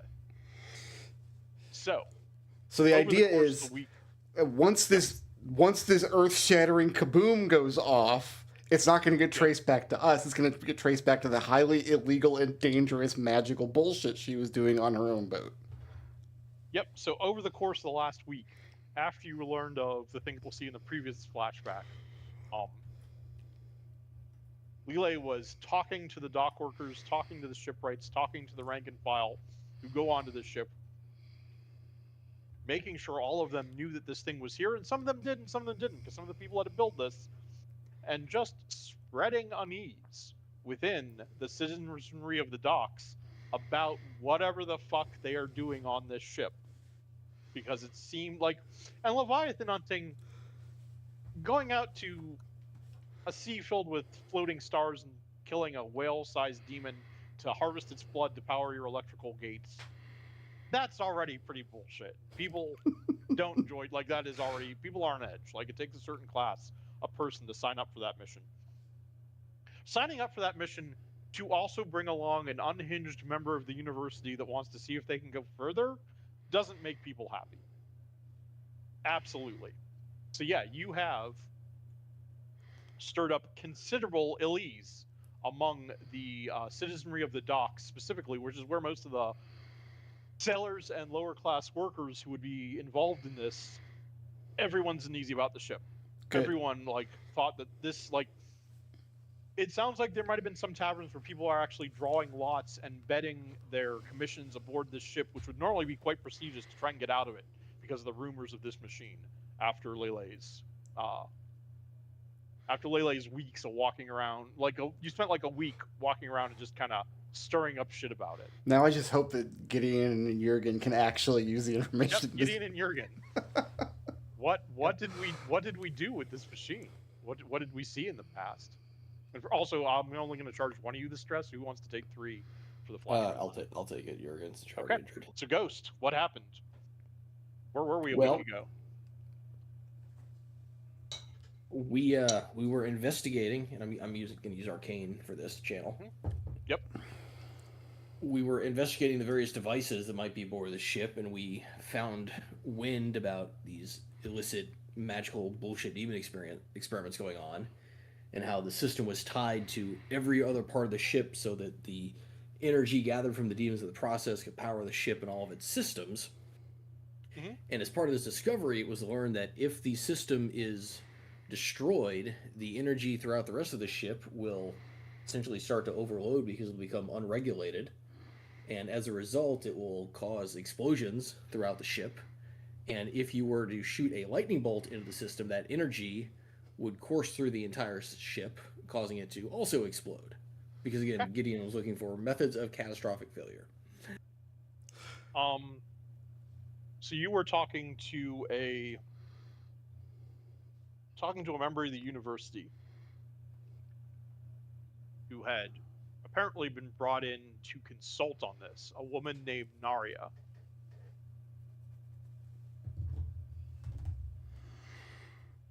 Naria Templeton. She's a university professor, expert on the ghost field, expert on Leviathan blood harvesting, one of the people who helps devise and refine the entire thing. She's pretty pissed off because her job now requires her to travel, because Leviathan blood harvesting has been moved out of the city. It's a highly toxic process, and the blood is currently shipped by rail car to a separate city and then shipped back. She's been pissed off about this the whole time. She's been trying to talk to anyone, and you get the idea that she thought maybe there's a way to process the blood en route.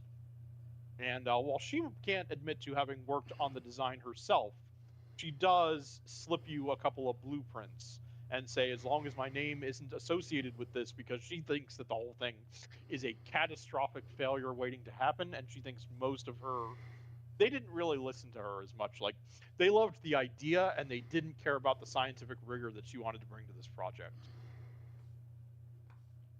And yeah, she handed you these blueprints at the university like a week and a half ago, right as you started planning right as soon as you got the name of the ship. So you pull the blueprints out of your coat.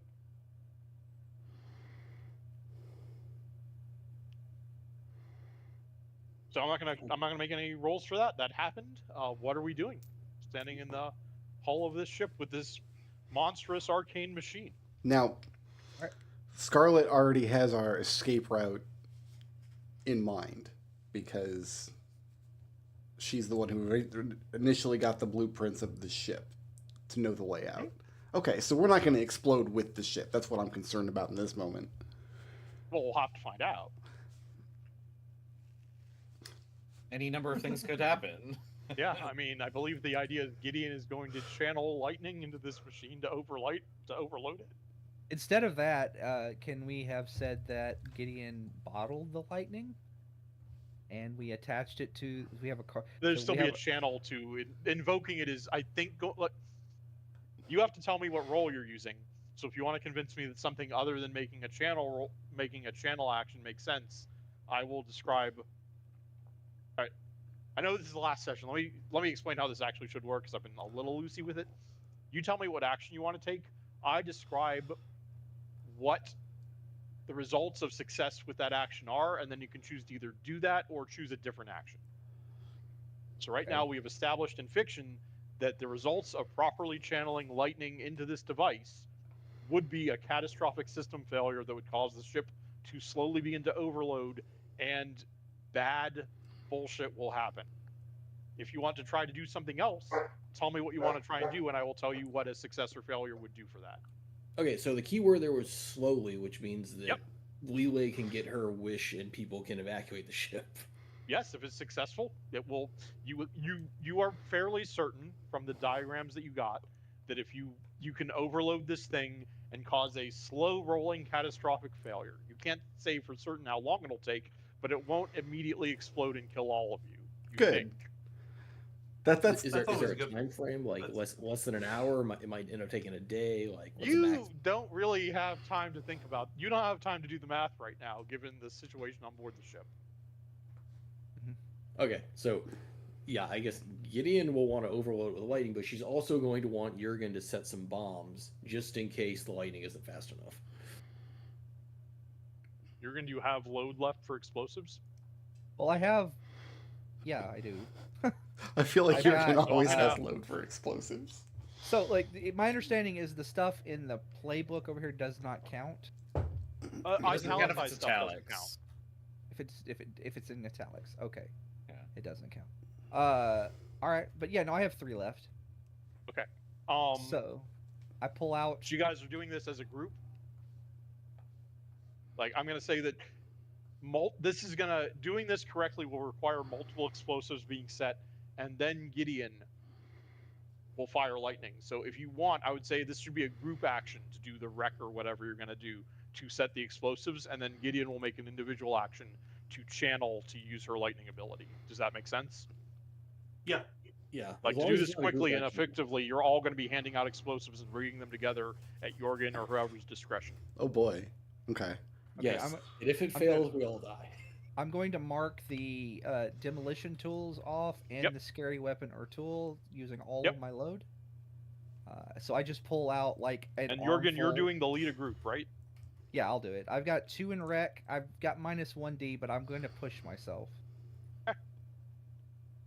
I So could mark our everyone who demolition is tools too. let's as let's well. set the explosives first. So everyone who is helping will make a wreck, and Jorgen will take stress, based on the number of people who fail. And if you have multiple successes, you can get a stronger critical because of your group coordinated effort. Okay. Are we all making this roll even? Who is helping? Gideon is helping. It's because more Gideon doesn't- effective to have more people setting the explosives while Gideon focuses their mind to channel lightning. Well, I have 0 in wreck, so I feel like I'd be more of a hindrance. That's my question. I mean, that's the whole point of the group action. I still take like I think the success, the way I understand it, is the success or failure is still on me. I just Yes. take you You take and you take the highest roll, and you take stress equal. The whole group receives the bonuses of the highest roll, and then Jurgen takes stress based on the number of people that failed. I feel like me rolling with disadvantage is just adding a stress to your pool. but it also amplifies the effect. You But can, just- yeah, you can push Just yourself. me participating makes it better. Okay, well then it's not my stress pool to waste, so I'll go for it. So is everyone helping aside from Ghost? Yeah, I'll roll with disadvantage for this. Why not? I don't know if we have enough Yeah. dice actually. So can I have? Do you still have a Big foresight clones. left, McDowell? I do, and I was actually going to say that. I was just waiting for everybody to stop chiming in, so I could. So it's like, hey, could I give a foresight to Yep. to fine tune these plans of this demolition plans based on the blueprints that we have? Yep. Okay. So I'm going to be rolling this wreck at disadvantage, but I will be getting. But he will be getting an additional die on top of his. Okay. Does anyone want to push failed. themselves, or I'd require the Devil's Bargain to be as a group. Oh, I can push myself? Yes. I'm gonna push Oh myself. yeah, You get it no, I to one want to die. do that. Okay. Yeah. Okay. Shoot, I rolled before realizing I could do that. There you go. Okay, Don't worry so about now I'm just rolling 1 dice. Yeah. it. And would you like Devil's Bargain as a Oh, I group? passed. No, I don't think so. Yeah. Lily got a 3. A Okay, 3. that's one fail. I have a 5. I succeeded. Yeah, that's a pass. Right, so I take 2 stress. Yep. Which is What was Alright. your highest roll, Jurgen? I haven't rolled yet. There wasn't enough die. Did you take -1 die for your injury? I did. Okay. Because otherwise I'd then- be rolling 4. And then he should also get an additional die then because of my foresight. Yeah, because of your aid. Yep. Okay. So that's counteracting the.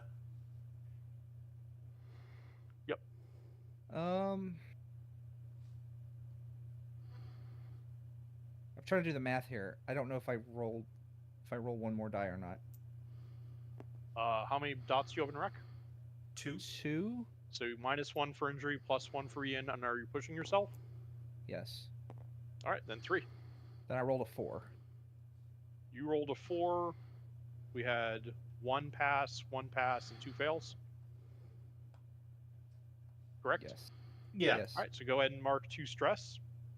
Okay. So the 4 of you, Jorgen starts handing out cartoon bombs and cabling to set them all up. You all rig them together You think you have everything set up perfectly. However, as you're doing this, you feel the entire ship lurch. Something is going down and you're not sure what. Gideon. Everyone else is Yeah. cleared out of the way. It's the lightning show starring Gideon. It's my favorite show. Because I So am. what are we doing here? I believe you are going to use your unique power to push yourself, channel lightning I'm- into this device, and cause catastrophic system failures Yes. across the entire ship, right?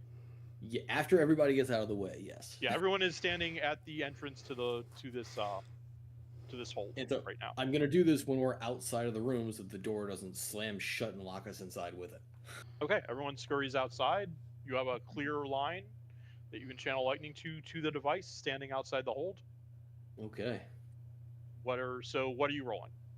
I'm rolling a tune. All right, so you immediately push yourself. So go ahead and mark that. Yep, did that. Would you like to take a devil's bargain? What would the devil's bargain be? The devil's bargain is you can take an extra die, and if you do, regardless of success or failure, the interaction of the ghost field as you channel lightning is going to cause strange side effects for anyone who dies in the area, probably within the next day or so. You're gonna kind of kink the ghost field a little bit. Listen. Is there any reason I shouldn't do this? You always want to foist the blame of your own decisions off on other people. You just need to stand up, man. It's a group decision. It's know? not. No, it really It's is. a Gideon. No. If Destel take the asked devil's you. bargain, you will cause side effects in the ghost field in order to have a better chance of success. I mean, we're gonna blow up a Leviathan ship. That's already gonna cause problems. So yeah, I'll take it.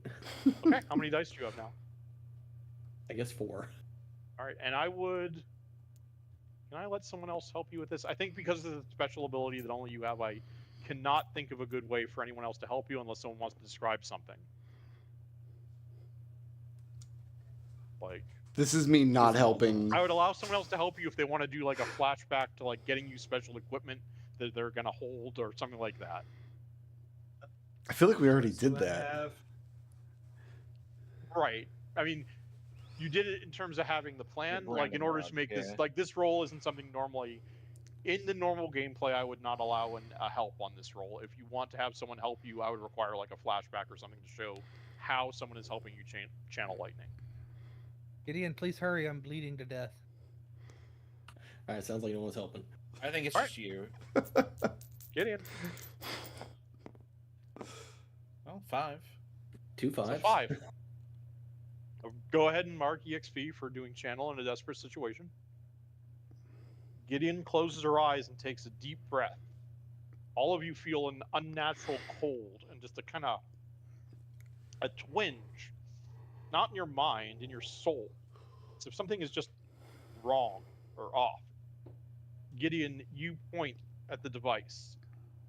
Lightning arcs and flashes and flares, and just a blinding bolt followed by a deafening thunderclap leaps out of your arm, strikes the device. Electricity starts crisscrossing it. There's an explosion as one of the pieces you've set next to it immediately detonates. Shrapnel goes everywhere. Gideon, I want you to take a serious harm of blasted by shrapnel into the gut. Okay, can I resist with some Yes, armor? you can use armor and prowess to resist that. Okay, so I'll use 1 application of armor to get it down from a. You said it was serious, so that becomes Yes. no numbers. What number was it initially? It started as 3. Okay, so now it's a 2. And then if you want to roll prowess, you can put it down to a 1. I don't think you do. Shrapnel to the shoulder. The armor stops the worst of it that might have skewered you through the gut All right, and so I rolled a 5. potentially killed you. But there's bits of it still lodged in your shoulder painfully. So I rolled a 5, I guess. Oh, you did. You are resisting, so you take 1 stress. Yeah. You don't have any stress to resist with. Yeah, One you last just clicked your stress. last stress box. Well, now you're out. Yeah, now you. Do you want to You're have done that? Or incapacitated if you do that. I thought you had to have yeah, trauma. that will take you out of the encounter. That'll take you out of the scene. So if I don't resist, I don't take stress. I just take a level. Yeah, 2. you just take a level 2 of shrapnel through the shoulder. Sure, why not? Yeah, your armor, it slices through your uniform. The armor around your chest manages to absorb the worst of it, but one large piece just pierces right through your shoulder. Your arm's still working, but it's not in great shape. And the entire thing is going up. Lightning is flashing everywhere between everything. The entire ship is lurching now, unnaturally in both directions. Get out. How are we getting get out of here, Get out. Willie? Get out. All right, so I do have that ghost vial that will cause people to forget what the hell they're doing. My plan is to drop that once we're able to get out, so people won't be able to chase us. I heard Lele had a plan for escaping. What is it? My plan for escaping was to follow Scarlet because she secured blueprints of this ship before we even got on it. Yeah, I have the path. Basically worked out, right? Like I don't know. That was I thought what our plan was at the start. Yeah. Well, you had the path worked out when the ship wasn't slowly exploding. Well, okay, I'll just follow that same path and we'll do the best that we can. Yeah. Yep. Lele's plan is to follow Scarlet as she improvises a way out of the ship. Yeah, let's go. Time to go. Yep. Goodbye. Time to poof. I will look Alright, for so- the nearest portal if I have to and use my light climbing gear to establish us an exit. So yeah, the ship is just like, it is lurching. Lightning is flashing everywhere. Pieces seem to be falling off. There's a hideous, inhuman wailing that starts going up from the hold. Oh, that's a good sign. The large door you had opened that still has your lockpicking, and there's just a metal grinding and clenching as an arc of lightning leaps across it and causes the wheel to spin unnaturally, shattering the bits of tool and sending metal everywhere. No one's harmed, but the entire place is just going crazy. To get out, I'm going to get out of this pitching ship safely. I'm going to require a check, and I would like to know, like, what is your actual route? Like, are you going to jump into the water and swim? Are you trying to make it up to the deck? Are you trying to salvage, grab a lifeboat or a small something else to get out of here? How are we trying to leave the ship? So if we can get up to a level where there is a porthole that we can get out of, Scarlet has climbing gear that we could use to get to the dock. Because I assume there's like a rappel rope or something like that with the climbing gear.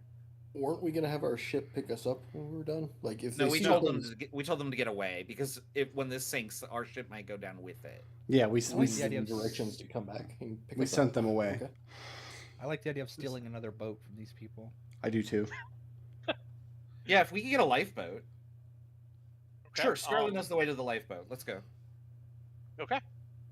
Let's commit to that. Scarlet, I would like you to make a check to find a functional lifeboat. Can I finesse that to see like which of these seems to be in working order? I don't actually know what skill I would apply for this. Maybe Tinker. You make your way to a room that does have 2 detachable boats. They're smaller than One-Eyed Jack. Not quite a lifeboat, maybe just like the obvious use for this is like hauling up Leviathan parts. It's seaworthy, that's enough. Yeah, barely. I am going to require a check. I don't think attempting to finesse would be like attempting to get it into working order and get the controls. Okay, yeah. We can say that if you do a successful finesse, you can figure out the controls to launch the thing. That's not necessarily going to help you like navigate it or get it out of here because of the situation. But yeah, there's like a mechanical release that you can use, and a finesse would be apportionate. That's something. That's somebody else's problem. Once I get it in the water. I'm going to say that without tools though, and without the key, you are going to lose a die on this. We are. I still brought in a tinkering desperate situation. tools. I brought tinkering tools with me. We'll say. Oh, I can't click on it. Interesting. Are you locked. No, that specific one just doesn't work. So Yeah, it this wasn't is- working this for is me now either. this is now a lantern, but Yeah, it's okay. tinkering tools. So I'll let okay, you use tinkering tools to. okay, I am look gonna at it. push myself. And would you because like I a have- devil's bargain or I anyone have else's 2 help? stress left. I don't know if I can get any more help from Bones. Can I? Do you I have any got more some. uses? I don't have any more foresight, but I can spend some stress to help you. I think, right? Okay. Take 1 stress to add a die. Yeah. Okay. Yeah. So that's 4 dice. Okay, 4 dice. We've been here before, dice. And would you like a devil's bargain or? No, I'm not a Yep. ghost over here. We've been here before, 4 dice. Please don't fail me now. Hey, Okay, I got there's a 6. Okay. Thank God. You get into this chamber. You start working on getting one of the boats out. I get As XP you for do that, so- right? Yes. Did you already mark that? Okay. Yeah. Okay. As you start working it, 5 workers run in as a group. They start trying to release the other one. The 5 of you climb onto this boat. It probably has a room for about 9 people. It starts swinging out, and that group of 5 workers, 2 of them go over to the boat they're trying to release. 3 of them try and come over and get on your boat. I'll let them on. yeah, that's fine. Absolutely. Yeah. We shouldn't push off with this boat without 9 people on it. It's a lifeboat, and Yeah. the ship is Yeah. sinking. Well, then there's 2 people trying to use the other boat, and you easily have room for at least 1 more. Can we cram them in? Is there any way we can get everybody in here? I mean, Lily's only like half a person anyway. Yeah. I mean, Is that Scarlet's what you want to try and do? I mean, you'd have to convince them to come with you. The other 2 seem dead set on getting this second. Oh, I'm not convincing anybody. I'm going to command them. Okay. Hey, you guys are. You need to hurry up. This one works. We're Would shoving you off. like to push yourself or take a devil's bargain on the command? No, I'm going to go with 3 dice. I'm okay with this. There's a For you. 6. Nice. Oh, hey. Excellent. Take the EXP. The Yeah. desperate situation. Yeah. All 10 of you are now on this boat. It's a very tight. Jurgen, you're sitting in the middle. Like 5 of these workers are like crowded up, pressed hard against you.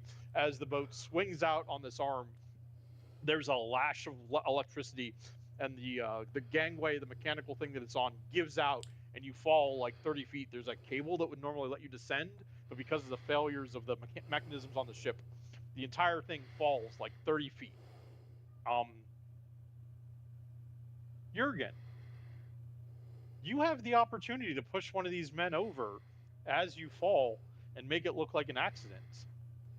If you want to not do that, I would like you to resist using insight. I'm sorry, using resolve. That's psychological. Insight is social. Uh-oh. Drowning McDrowner. Let you go ahead and take a EXP for this. This is still a desperate situation.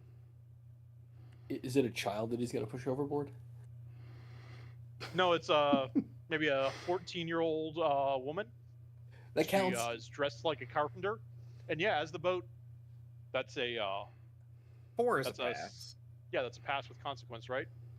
You're not trying to As the double boat- dip your child sacrifice. Come on now. Lands in He the totally water, is. Jorgen, you feel some pull in your mind, like some other voice is telling you that, she could just go over. There's 10 of us on this boat. It only holds 9. If she went over, it would be fine. You're able to resist it.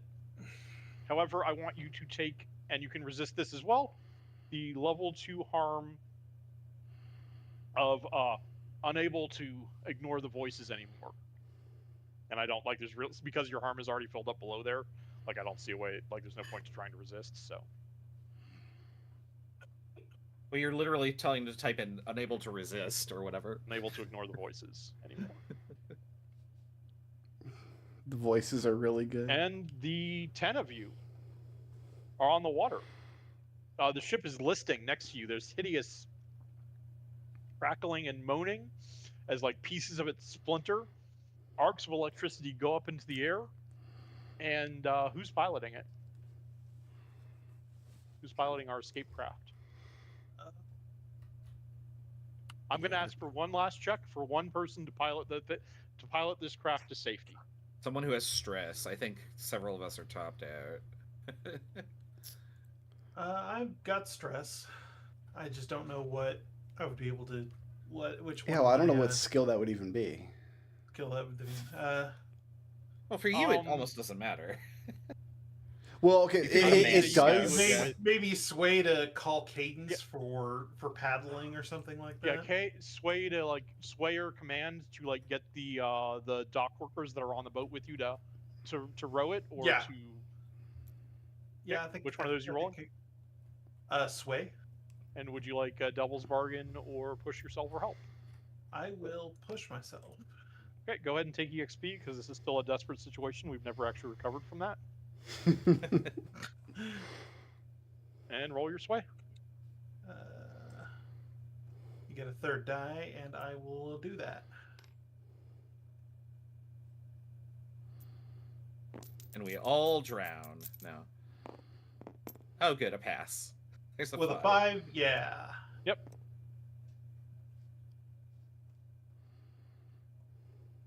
You convince all of them that the only way several of them want to go back because they still have friends on there. You convince all of them that the only way through this is going forward. Let's get to the docks. Let's try and save people afterwards. I would like you to take the level 1 social harm of cold and uncaring to drowning dock workers. And I can't think of you could use whatchamacallit, the first one. Insight to resist that if you want. That would. But you have no put me stress, at- so you might not want to. Yeah, that would peak out my stress. You'd so have to roll a no. 6. Yeah, so you have the level 1 social harm of cold and uncaring. Yeah. And you stumble onto the shore. The workers are obviously preoccupied. They've seen your faces. Your disguises passed for rank and file, and none of them seem to have been higher up. You have no problem making your way into the streets. It is a spectacle. A few minutes later, you do hear the bell ring. At least some number of people were still aboard that ship when it went down. But it went down spectacularly. And people are going to be talking about the ineptitude of the crows and the dangerous, unnatural experiments of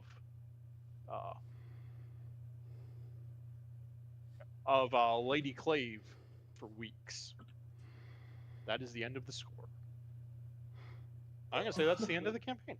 No one died. That's not demonstrably not true. Well, none of us died. Well, that's the end of season 1. Yeah, that's the end of the season. Exactly. That is the closing scene of season 1. Is the 5 of you soaked, haggard, walking through the streets. The ghost field around you is perturbed with energy. The bell rings for the first time as the first person who drowned aboard that. So Ship Now, very important, we is are not found. looking back at the explosion as we We walk. are- Yes, we you're not not. looking back. You are all walking away, and We're the too cool. camera We're fades to darkness. We're all wearing shades. Actually, Scarlet is wearing shades. She's wearing her night vision goggles. Yes. And that is Blades in the Dark. good job, guys. We ruined the economy. No, it's fine. Oh, we ruined a lot. Nothing was made better by our presence. So if you're running another game, the state of the city, did we leave the state of the city in a better or worse state than they have theirs? Bug neutral.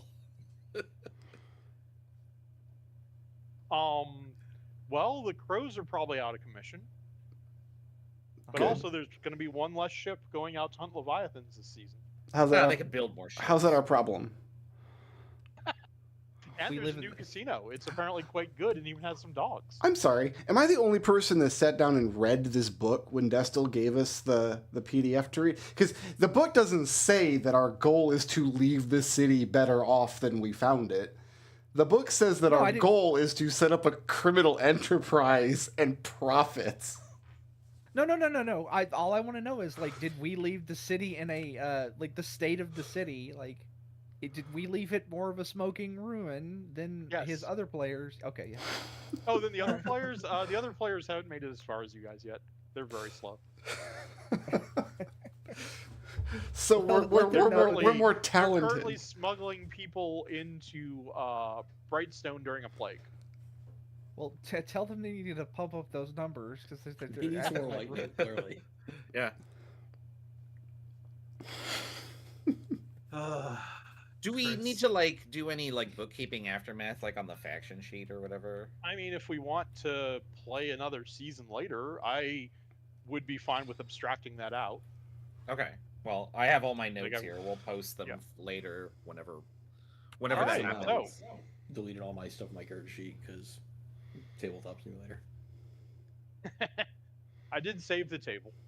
Should probably take a picture of the crew sheet. I took a final So picture of thoughts, my. feedback on the system or anything. I don't know. Like I was planning to spend some time on that. I don't know about anybody else. So I have a few comments about it. Yeah. So like overall, like I think it works well, like as a storytelling device. But my complaints are like, so first and foremost, like I understand the whole system of like controlled, risky, and then the one we were always in. Desperate. Desperate. There we go. Yeah. You Linking climbed out of Desperate once. linking XP to that seems really arbitrary and dumb. And every time except for this session, I actually got XP in it, but for 3 sessions, I was keeping track of this. Every single time I rolled a skill check, it wasn't desperate. And then somebody would bumble fuck up and it would become desperate, and then everybody starts getting XP for it. And I would feel like, well, that's weird. Why didn't I get anything out of this? I did my job, right? So the system felt really weird in that regard, of like linking progression to failure. And then the other complaint that I felt like I had was, I'm not the best at coming up with ideas. I came up with some ideas that I was pretty happy with. But a lot of like, what do you do in the situation? I was like, well, I skulk. Like, I'm a one-trick pony. So like I solve everything with Prowl, and like the system is kind of, because like adding a dice is such a big deal, like the difference between 0 versus 1 versus 3 is like humongous. So like I felt like I could really only contribute by rolling the things that I had 3s or 2s in, to those So like I'll- sort of Yep. what So do you I'll want talk to to do? 2 of those Yeah. from my perspective as the DM. For the first one, it is a little weird. The game system is literally kind of designed to kind of encourage failure and to allow you to come back from bad situations. Like that's sort of what's going on. It's definitely a weird mechanical thing. Like when you're in desperate straits, you just need. It's there to give you an edge when you're in the desperate situation, and Well, I to mean, make you not feel as bad about putting people into the desperate situation. But when you start talking about like different people succeeding or failing and being in that, yeah, that does make it kind of weird. I mean, it's sort of a carrot on a stick to like, okay, well, go for it, and if you do succeed or fail, at least you'll get something out of it. But like, also, like, we had very little control over what the situation was, so like that's entirely up to the result of the dice. Like, we can't just say, okay, I want it to be risky or desperate so I can start farming XP, of course. But like, I mean, you if can do we that did by going everything after harder. right, then that would never You can come do up. that by trying to take harder scores, right? You will be in risky and desperate situations more often if you go up against harder targets. Didn't 2 of our scores start at desperate because we were punching so high above our weight Yes, class? I think both Yeah. of those, both the times you started at desperate, you lost multiple dice on the engagement rolls because you were punching way above your weight class. And that's another thing I don't really care for the engagement roll, which I get sets the tone, but it's a level it's I guess it's a level of abstraction that like in D&D, like that's just done behind the scenes and I don't know what's going on. But to see goal of like, the oh, I engagement- rolled a 2 and now everything is fucked. Like I don't The- like being told that, I guess, as a player. The goal Yeah, of Raz, the I think engagement I roll think. Well, I is think to the bigger stop issue. players from over planning. The goal Yeah, of the no, I engagement understand roll it. Yeah, is to well, give the DM a point to say, okay, we're doing it, and if you want to do other things, there are flashbacks for this reason. Now, yeah, that's, this entire system is basically reversed from D&D. I think that's the biggest. No, I understand that. I DM Shadowrun. Shadowrun is basically you spend 6 hours watching your players talk about every little detail Right. of the heist they're about to do, and then none of it matters because Right. I know I hold all the cards. And so, Yep. like, I get that, but, like, at some point, like, I'm coming from my perspective as a DM for Shadowrun. I enjoyed watching them all flip the fuck out about perceived or poorly perceived threats that may or may not exist, and just knowing everything that was actually going to hit them. So like I enjoyed that, and then the players liked that too, and I feel like skipping past all of that kind of is a disservice to everybody who's playing. Like, if the DM doesn't want to sit there and watch the players scheme and plot, then like that's fine. But I actually genuinely enjoyed that. I can't speak for you, but I felt like, oh, we're just gonna sum all that up in a roll. Felt like it was kind of taking a little bit of the fun out of the system that we were having, because I had all sorts of different ideas, and then we just summarized it in a roll that we usually fail. So I enjoy that too, and I think this is part of, like, I'll say right now, like, I think I had some failures getting people fully on board the system and properly running it, because again, the idea is that you can do that during flashbacks once the score starts. Like, now, the that is planning true. should be minimal, and most of the I have this cool idea for this thing I want to do should be the GM throws you a curveball and you have a flashback to how you actually prepared for this in the first place. And So that like, is true. I should have encouraged that more. I can tell you that right now.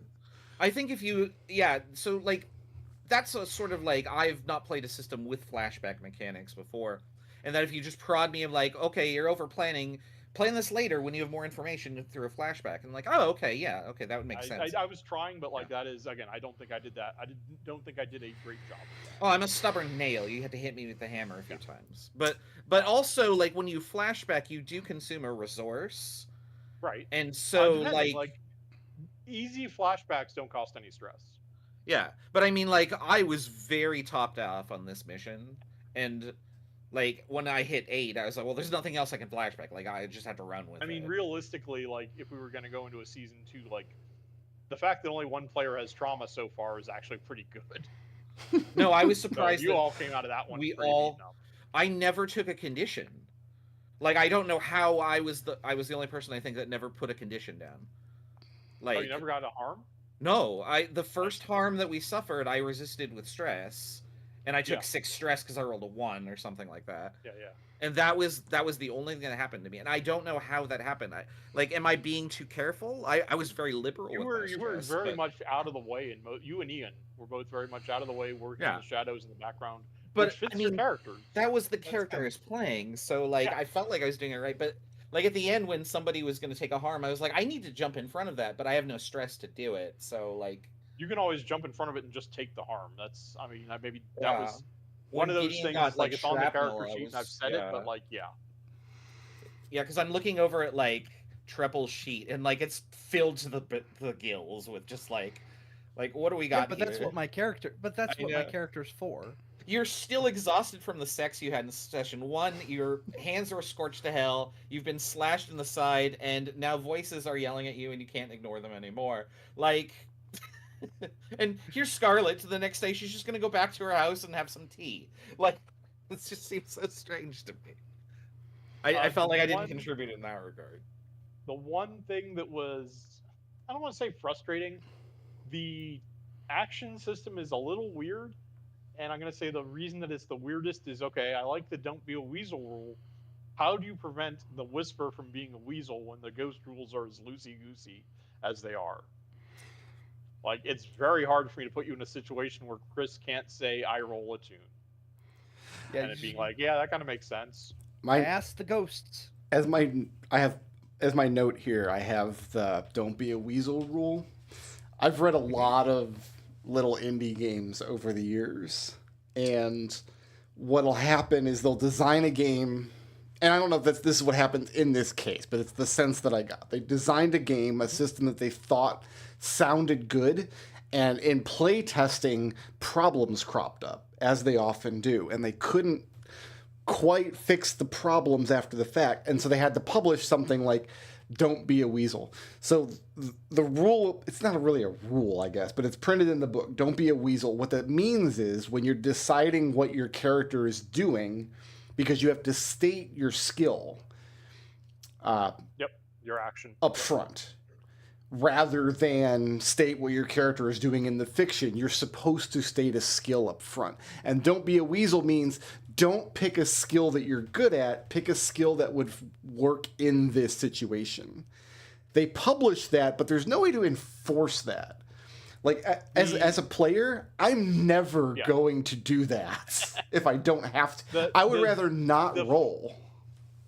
And the piece that I get, that, like, I probably, again, this is another thing I could communicate a little better, like, you are supposed to, like, I think the actual goal here is that you say, I do this in the fiction, I use this action, and then before you make the roll, the DM says that action could have these outcomes, like the effect, right? Mhm. Like there's the levels of effect, like saying, okay, this could have this amount of effect, and then you get to decide based on knowing that before you choose that or try and do a different action. That was my second note. But yeah, it's hard to incentivize players to make rolls that can fail, and like the game asks you really nicely to do that. Like they're like, oh, even rolling with one die is pretty okay. Like literally the rules, like when they're describing the system. And you I are think right, it is hard to get players out of the mindset of winning. I think they described it as even with 2 dice, you have 75% chance to succeed. But what they don't tell you is success often has consequences, and that only a 6. Oh no, they passes. say with consequences. Like I think they're pretty upfront That's pretty about clear that. about that. There's also Well, in that sentence, to I'm some saying. degree, I have a ton of leeway in what partial failure means. Yeah. And I generally leaned on that to enforce how difficult a score was or not.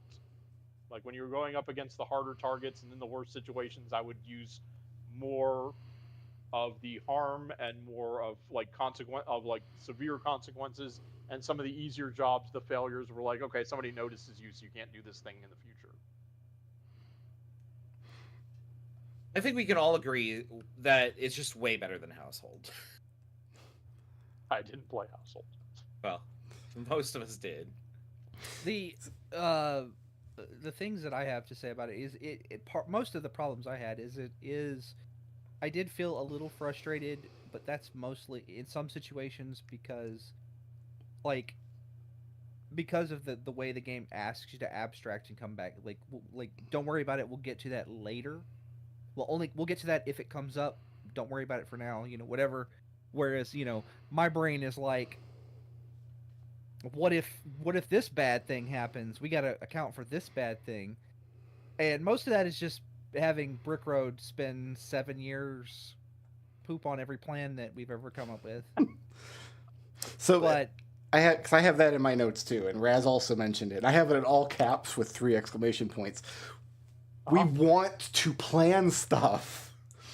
Like yeah, they like so this game is only for pulling heists. That's what the game does. This is not do everything, run any kind of story. You're organizing and pulling off heists, but then foundationally they're like, but don't plan anything. It feels like it was designed as a mission-based video game almost, and then narrative elements were kind of added in later for people that like narrative-based games. It is a very mission-based kind of game. You could play this without any of the narration at all, and it would work. But so the situation that I felt like we kept getting into is like, okay, we're not supposed to plan anything. That's not how the game works. We're just supposed to make this engagement roll, and then when we get into the situation, we use this flashback mechanic that we have limited resources for in order to get through the engagements. That's kind of how it worked. I think if I were to ever run this, I would let the players plan as much as they want, and then use the flashbacks to overcome complications that I throw at them. And I'm able to come up with those complications because I get to sit there and listen to all their stupid plans. Yeah, exactly. The thing, there's definitely a part of this that the game wants to present itself as Ocean's 11, and it wants to put the players in the same suspense that the viewer is in that movie, right? Yeah. It wants to be oh no, what happens now? And then there's a flashback. Yeah. Which is not necessarily what players want from a heist game, because they might want to just do all the planning. Yeah, and the one thing I would say that I think knowing that, what I would do to try and tune a little closer to that is A, maybe people don't want to run this. B, maybe make a lot more use of zero stress flashbacks. Those are a thing. If it's something that you could have easily done. I admire the goal of getting to the action. I think that's actually pretty cool. I definitely understand that it goes against every nature of the players to not come up with this meticulous plan. And sometimes it's cool. Some of the ridiculous letting people overplan is sometimes pretty fun. Well, It's nice to have a game that pushes away from it. And I don't know that it goes this is against a the game I'd nature wanna of run, these like- players, like us. Yeah, yeah. Other That is a groups, lot of it, yeah. other groups It's don't all want us players. playing. Like I have yet to find a group that won't. But Well, I think it's different. Like people that have never really played a tabletop before are probably fine with this system. People that have been playing D&D for over a decade have a different mindset in how they approach stuff. The system is over 3 I don't know. decades, we're in our 40s. Yeah. So I like this system a lot, but it is definitely a one-trick part. This is a sometimes food. This is a game that you run like interstitially, right? Yeah, I mean, I think this is a great game to run a season, like what we did. I'd like to have run one more. You run this for 3 or 4 weeks. Yeah. As like a palate cleanser. And then come back and do a season 2 if you like the characters, and you can change out characters whenever you want. Like it works real well. Right. That's another note. Like this is something that I could pick up rotationally. I could run a season of this, use the same characters, have Destel roll up a character, and like he was just part of the crew. Like it's a good like drop in and out kind of thing. So it's got that strength. I want this setting in 5e. would never, under any circumstances, take a devil's bargain. I don't care what the bargain is. I don't think... Did Household have this same problem? I can't remember now, but I don't think, like... So the devil's bargain is you get +1 die, but something bad definitely happens. I don't really need to hear what it is, because I don't want anything bad to happen. I felt incentivized to make as few rolls as possible because the consequences for failing rolls were so severe. And the fact that Devil's Bargain is like, you get the consequence even if you fail the roll, that's a hard pass for me. I would never, as a player, take that. The way that I approach that is because the game so explicitly calls out, like, the purpose of this game is that your characters are designed to fail. That's what really gets the buy-in to the Devil's Bargain mechanic. Otherwise, like, there's no... Normally, if you're a hero, Chris, did I at least make your many failures interesting? You did. Gideon is going to be hated by everybody at this point. I remember years and years and years ago. Did any of you guys ever play the Mouse Guard tabletop game? It's a beautiful little game. It's got great artwork. It's based on an excellent graphic novel. The system works pretty okay, but they have character conditions that work kind of like the harm you can take in this game. And there's a deck of cards in the box. So if you get a condition like you're hungry, you're thirsty, you're cold, whatever, and you just have this card in your hand. And in the book, in black ink, it says, conditions are awesome. Because they're thinking, like, failure can be interesting. Having bad things happen to your character can make for a good story. I ran that game twice for 2 groups of people. Nobody ever was happy to get a condition. You can't just tell players that failure is fun, and if you're failing, you're having fun. You can mean it in your deepest heart, but you can't ever convince me as a player that failing on purpose is a good thing to do. Yeah. Case in point, when I rolled 4 dice and I rolled the highest number as a 3, I nearly got up and took a break. Like, I was really upset about that. I felt that. Did it matter in the long term? No. But in the moment, like, it's a visceral reaction to, oh man, I had every chance to succeed and I really screwed the pooch. Like, I can't be happy about that. Like, now you know I'm sorry, I just made everything harder for everybody, and now now I have this card in my hand that says thirsty. Now you know why Chris is dead inside. Because he rolls ones constantly. Yeah. So I do feel, mathematically, I don't know, I haven't done the math. Yeah. But I feel like this game is designed to get more failures. Like in D&D, you go do a task. Like, usually you got a 50-50 chance of succeeding. In this game, like, the only way you succeed is you get a 1 in 6 chance. And, you roll a bunch of dice. Each one of those dice still only has that 1 in 6 chance, though. So, yeah, you have a 1 in 6 chance of not getting some amount of failure. Yeah, which failure doesn't always feel good. But again, like, I bought into this game under the pretense of, okay, this character is supposed to fail things. Bad things are supposed to happen, so let's buy into that and see what happens. And I what think happens that is you're giving yourself Razzie carte will get blanche. annoyed because lightning. I think that you're giving yourself carte blanche to just be a chaos gremlin here. There was only one failure that I thought really mattered. We had a heist where we were helping this woman fake her own death, but they're doing this elaborate Yeah. heist. And at Yeah. the end of it, we quote unquote succeeded on the heist, but we were told but her ruse didn't work. Nobody actually, because the bell was going off wrong and something weird was happening, so nobody actually Yeah, believes. And well, then the whole point of the heist didn't matter. Yeah. Like we failed at what we set out to do. But that was presented as being and correct me if I'm wrong, but it was presented as being a complication that arose from the heist. Yeah. You didn't mean to say we failed the heist entirely, but that's how it felt to me, because that's what my The stated thing goal is, was. in my opinion, the goal of the heist was to appease the murder demon. Mm-hmm. And you felt, and so my read on the situation was that the group felt that they had succeeded because the murder demon got the bell to go off a whole bunch. Mm-hmm. That's why I let that happen that way. And that's where some of these very narrative games can trip up, because Yeah. if the DM and a Yeah, player... that whole heist was pretty weird.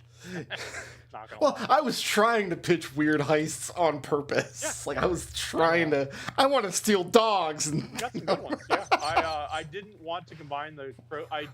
Because I was out last week. I combined the Crow's Foot War and the finale episode, but I think that Right. actually kind of worked.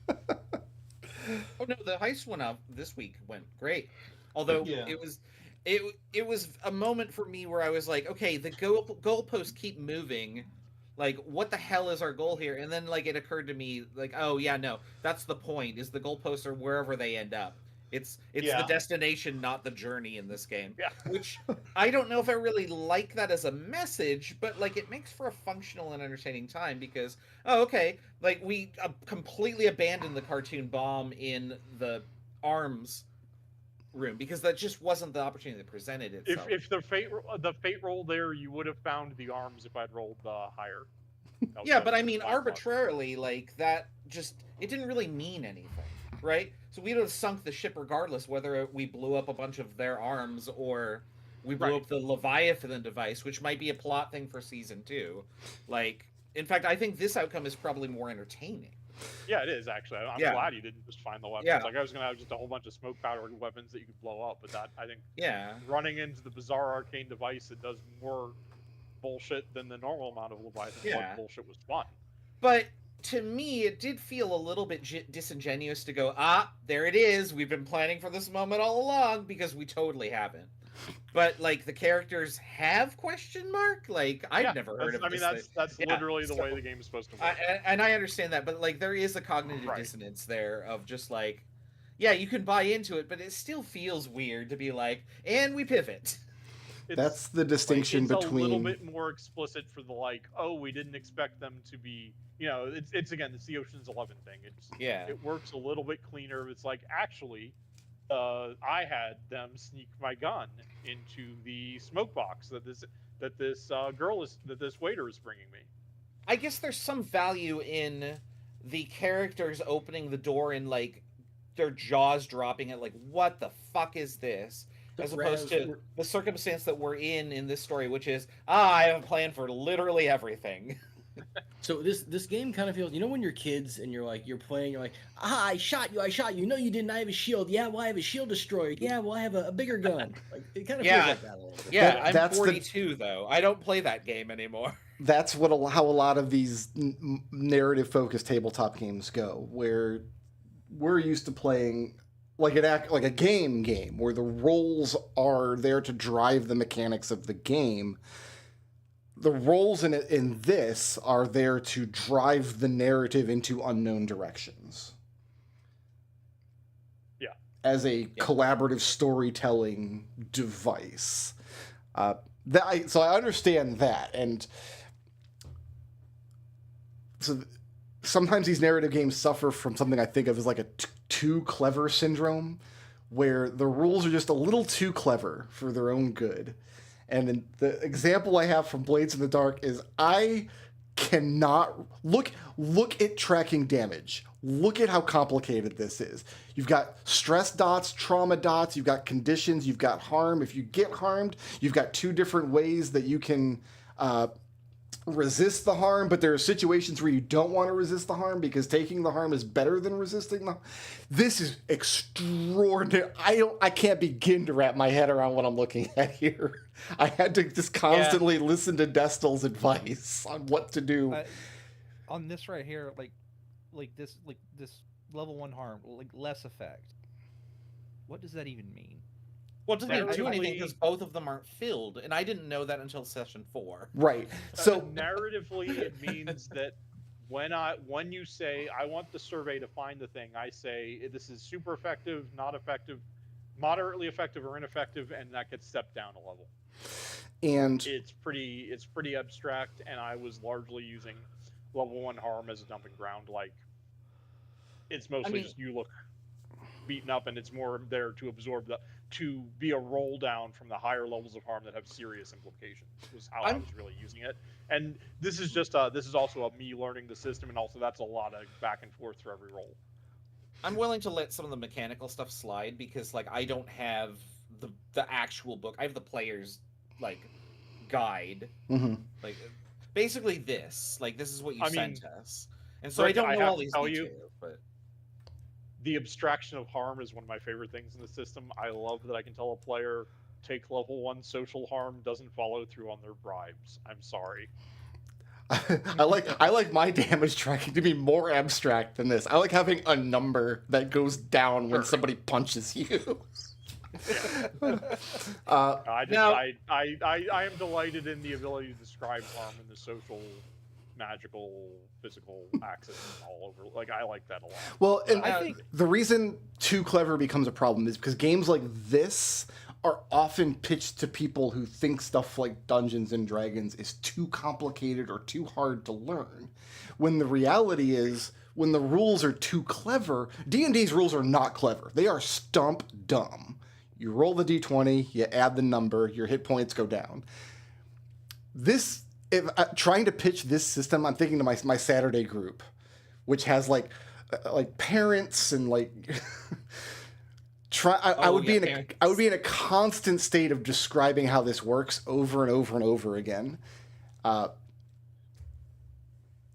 which becomes a hindrance to running the game. I think this game requires a lot more buy-in from players. Yes. Players have to This learn game the requires system a to ton of play it. buy-in. Yeah, absolutely. This game does require a ton of buy-in. Like, that Most- is not a joke. most narrative games are required. Like, this goes back to what was it called? Don't be a weasel. Mhm. All that Yeah. is saying play in good faith, but that's like rule 0 of any game. You can ruin any game, but like these narrative games require additional good faith. I guess it makes, because like if I you don't have know. a system, I don't want to call it good faith because that implies that like me and Chris are playing in bad faith. I don't think we were. well, I one of get you what- wasn't. I don't think he was either. I think he was just like, because I did a lot of that too. I took Devil's Bargains and whatever because it's like Yeah. okay, we're only gonna be playing this for a few weeks. I want to see what I want there. I don't want to just play safe and not have any consequence. Like put the heavy consequences on the board. See, So I I, can I see put what the- so many things in there for you to fight, and you never fought anyone. so, like I don't I think fought a couple of people. I don't you think fought Relay. You fight, like, there's every heist has like the place where, okay, this is where Jurgen can go over there and roll his skirmish and hurt a guy. Almost never. Almost. There we never. go. That last one we got one. Jurgen Yeah, fought well, you got- Vias with his dick. Listen. I got laid twice. That's pretty I'm good. Doing good. Yeah. But I'm not saying you're playing in bad faith, but I'm saying that they move the goalpost on what playing in good faith is. A little. So, like the conversation becomes don't actively try to disrupt the table, with like rules lawyering and kind of stuff like that. To in this one, it's like don't try to optimize your care. A lot of times, that's kind of like what they go into.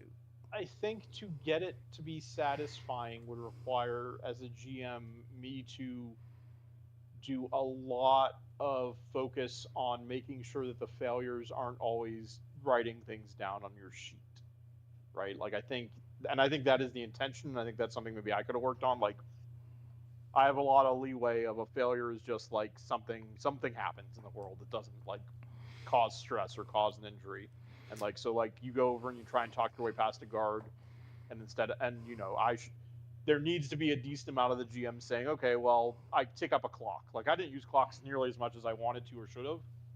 They are a little bit of overhead for me to like plan. Like most of the planning I can do pretty well, but like I should probably like write down 3 clocks that would be relevant to a scenario, and then like once the clock is filled, then you take the thing on the sheet. Like I think that is probably, I really like clocks, and they're definitely the mechanic I use the least that I probably should have, and that would have let me lean a little bit more into the failure without like taking stress or and that's also I think where like explaining what the outcomes are before the player makes the roll lets them know whether or not they want to spend the stress, which is another thing that like I could do more with.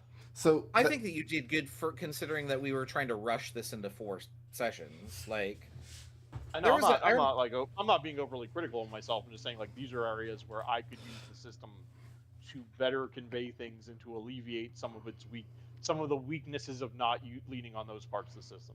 There was 2 sessions or so where you had clocks on the board, and like we didn't even know what one of them did. Like it was just, here's a clock, it fills one segment, carry on, and like I think that's a great use because we deduced it later. Yeah, but, we were able to figure but out like what it was for. yeah, but- early on it was just like, oh great, Chris opened his mouth and the clock ticked up 3 spaces.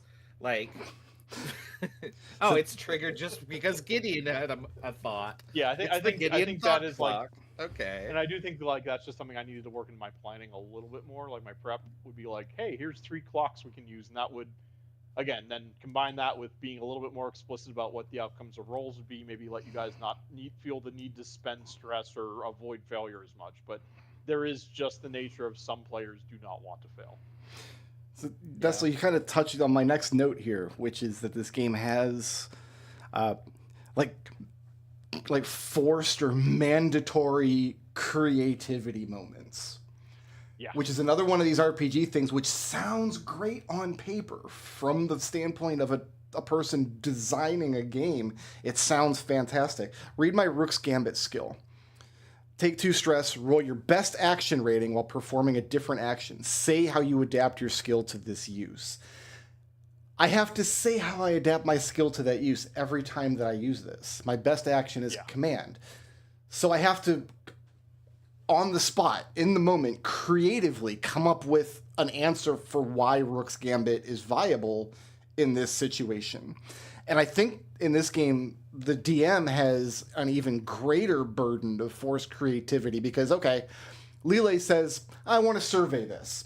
And now Destel has to say, okay, well, if you survey and pass, this happens. If you survey and fail, this happens. And then I say, okay, well, I don't want to survey now. Never mind.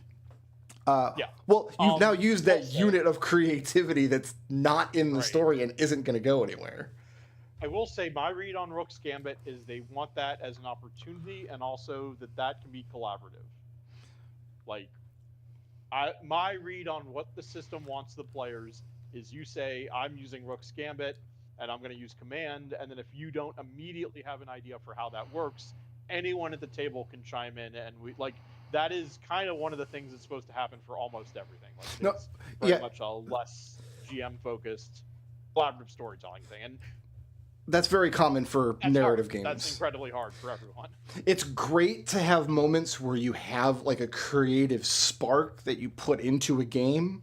And not to heart, but 5e is my favorite system, and it has a lot of moments where that can happen. It's much more difficult when the book says, like, say how you're doing this. Be creative. Because look what happened with us. Every heist, we were asked repeatedly, like, what are you doing in this moment? Like, what is this flashback going to be? And we came up 9 or 10 times per mission. I have a flashback where I got the information that I wanted. Yeah. You can't really like force creativity into that. Like I want to know what's happening in this scene. So I use the flashback to get the information that I wanted. We designed a game that had one of these forced creativity mechanics. It was based on slasher movies. and you could like use this thing. And when we play tested it, people just kept coming up with explosions over and over and over. Everything exploded. You got to a point where I'm going to spend my point, because you got to a point where they're like, I've got 3 of these points left and I haven't spent any of them. We've got to take down this villain. I'm going to make something explode. So when you ask people to like force them to be creative, they immediately go to explosions. Treble, that's not a dig against you. I immediately got a cartoon bomb. So I want to say that I think that is the only time. I think that is the most irritated I've heard your voice You know, directed at me in cartoon bomb. 7 years. do you know why And it now was it's a great irritating? meme. Because I had I had a vision in my head of what my character was doing in that moment, and Right. another player got to decide the outcome of that for me. That's how the game is designed, but I had a moment where I'm like, I thought I was doing something like cool and surreptitious, and now suddenly I'm standing there holding a cartoon bomb, and I'm like, I can't gainsay him. Like he's allowed to do that. Right. Well, it came from my loadout, and and that's just the risk you run when, like, you know, when you're playing with other people, and that is, like you said, like, because like in that particular moment, the obtrusive thoughts won, and sometimes that just happens. So along these lines of like you're being put on the spot to be creative, I'm gonna just say outright that there are a lot of very strong personalities at this table. Yeah. Very obviously. I have imposter syndrome, and my entire point is prefaced on the fact that there are other people like me out there that don't know when they should speak up, or maybe they're going to do something and then it'll all fall apart, and then Chris will immediately go, "Thanks a lot, Raz," or something like that, and then I'll feel socially awkward about it.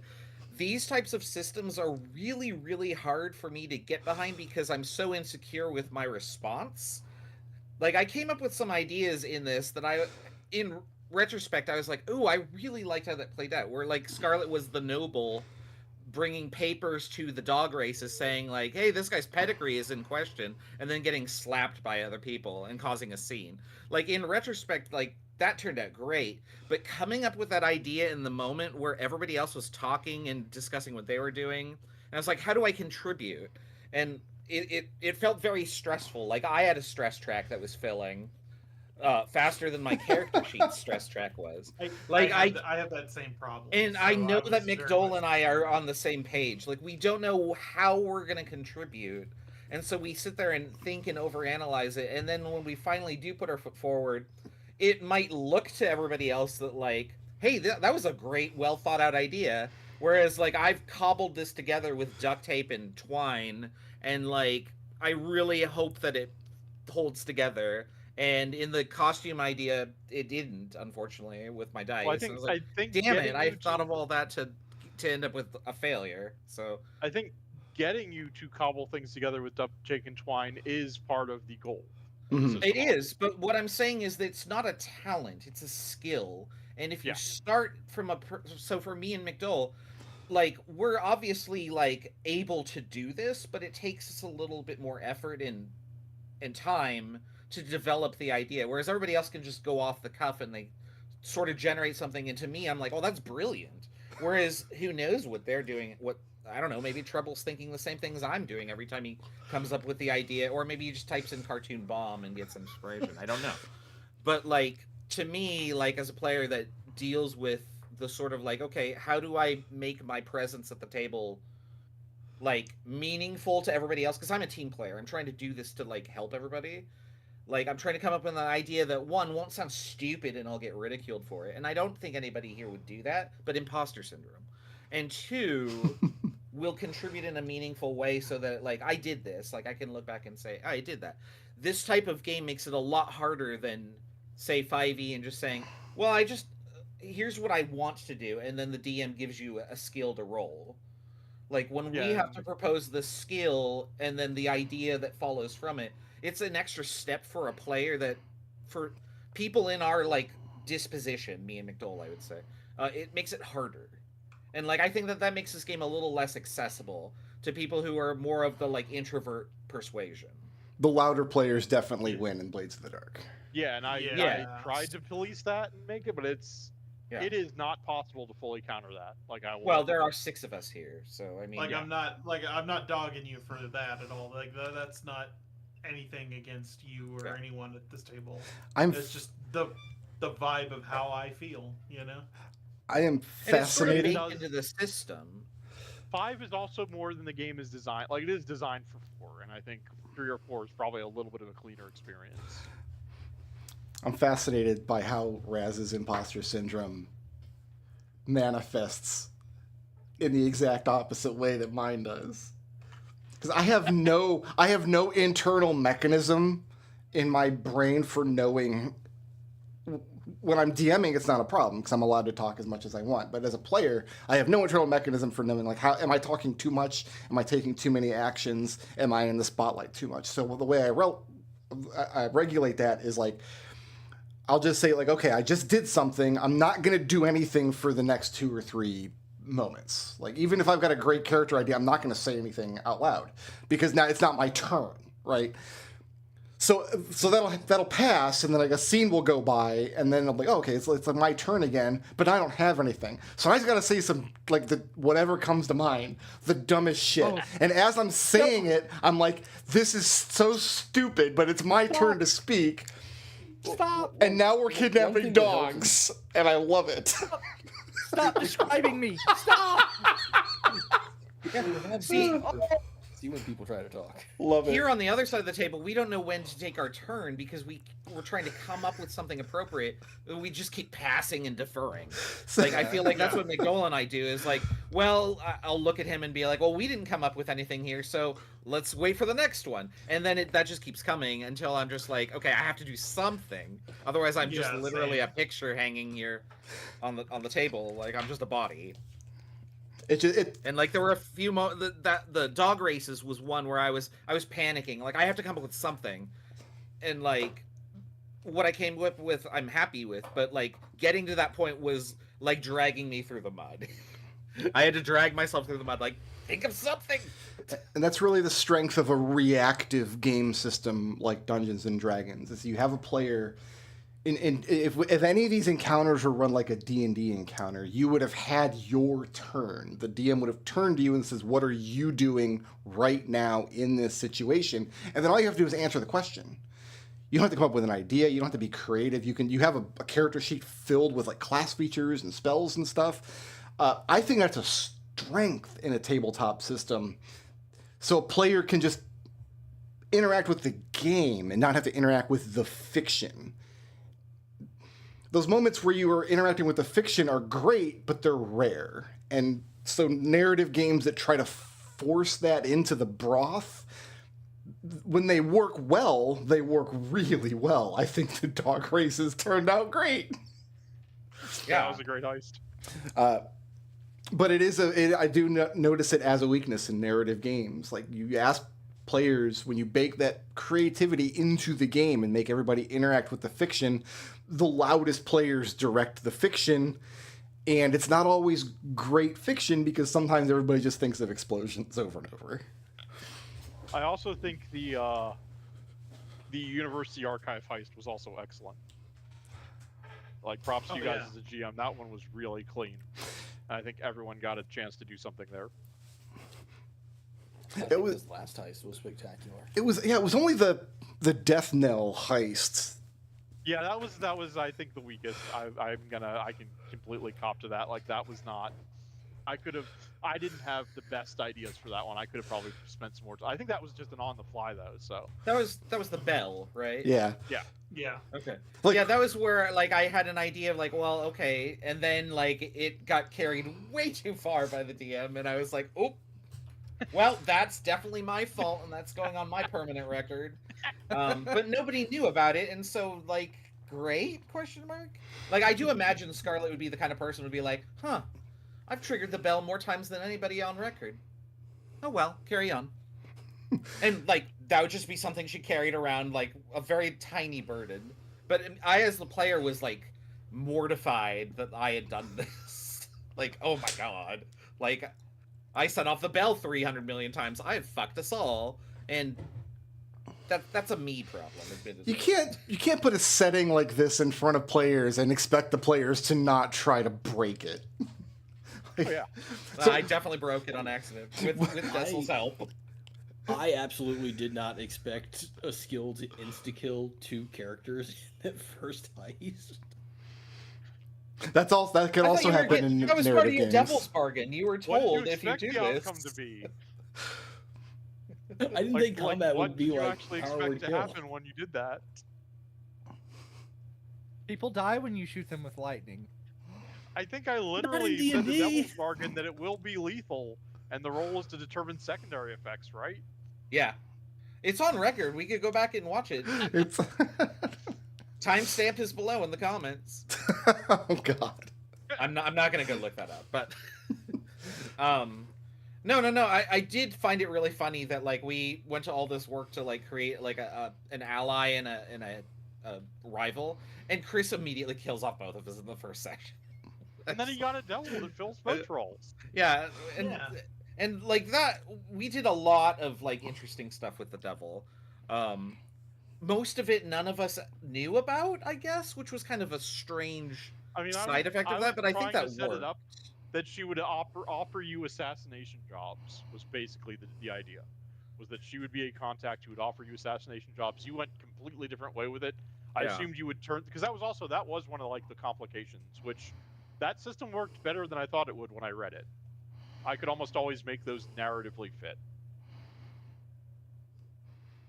The entanglements during Yeah. downtime, like that worked a lot better than I thought it would reading it, because every time it came up, I was able to fit it into the story pretty well.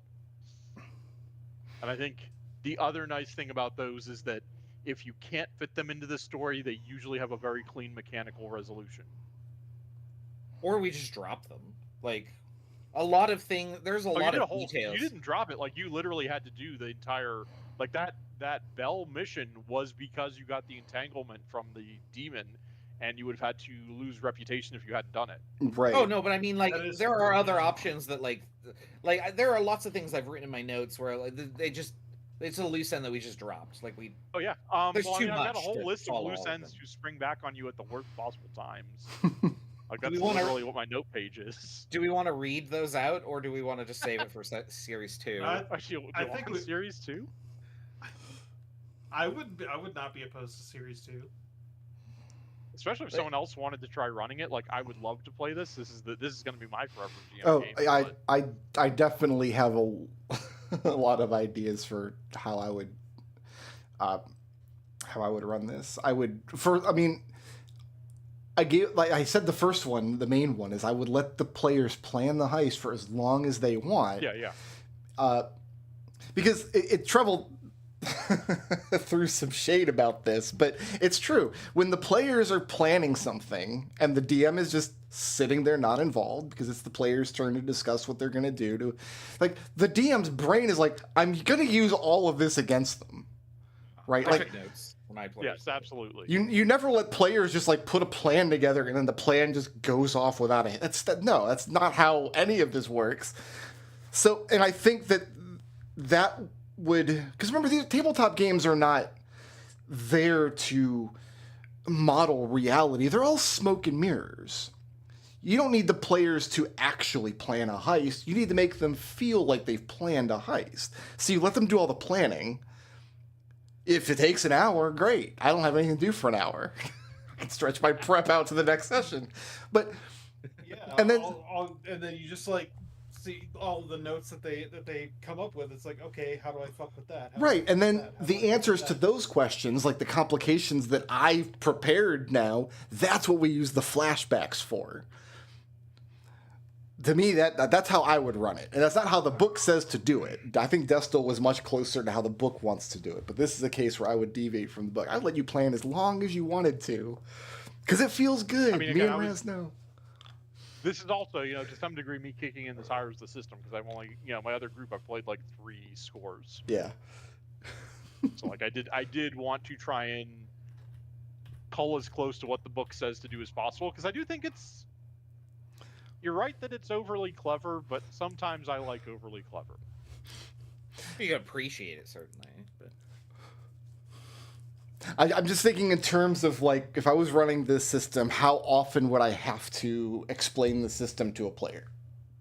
Yeah, yeah. In D&D, the answer is almost never. All I have to do is say, roll the d20, add this, and tell me the number. That's all I need to know in order to make the game work. But in this, like, this whole damage system, you need to really understand how this works to be able to make good decisions for your character in the moment. I saw a couple times this week where you told players, like, you don't want to resist this. Yeah. And that is Yeah, so because of the stress. And I had not counterintuitive. realized that was going to become a possibility until that session, actually. Yeah, it's So so we all filled our stress tracks, and then it was like, okay, well, or we filled like the condition monitor, and there's nowhere to resist something down to. the well the Well, one I mean, that's by design. The thing was, if you took Yeah. more stress, it would have put you out of the scene. It would have put you in Correct. trauma. Yeah. the one Maybe, trauma like, I got that's- was that's from a the full one stress rule that meter. I'm like, that's the one rule I'm like, maybe not. Maybe let the trauma happen at between heists. I'm hitting And tab. not I take meant the to hit character Alt. out. There's also like you can give up on a heist as a group, and like that's never gonna happen. No, of course not. Yeah. Run from combat? No. Yeah. We'll die on our feet. Yeah.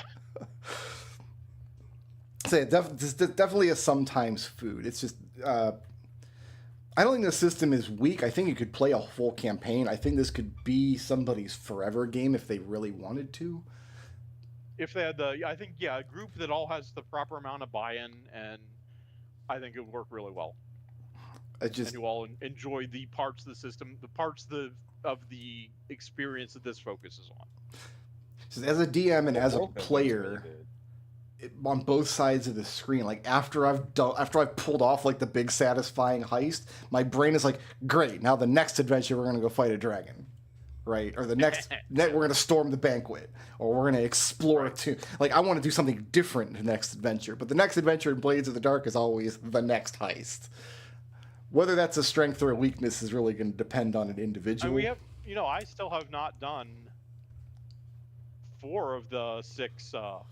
I still have not run 4 of the 6 different plans, the 4 like base types of strategy, whatever. I'm not really clear on what difference that makes. I think it's just to set the scene, right? Like Right. I think it's supposed to be there because you're not supposed to plan, right? So Mhm. you have to. What you want to do is you want to establish we're going to do this thing, and then you want to have this like, and this is the thing I think it probably or the system don't describe very well. Like, there's supposed to be one cool thing about the job you're about to run that you determine ahead of time,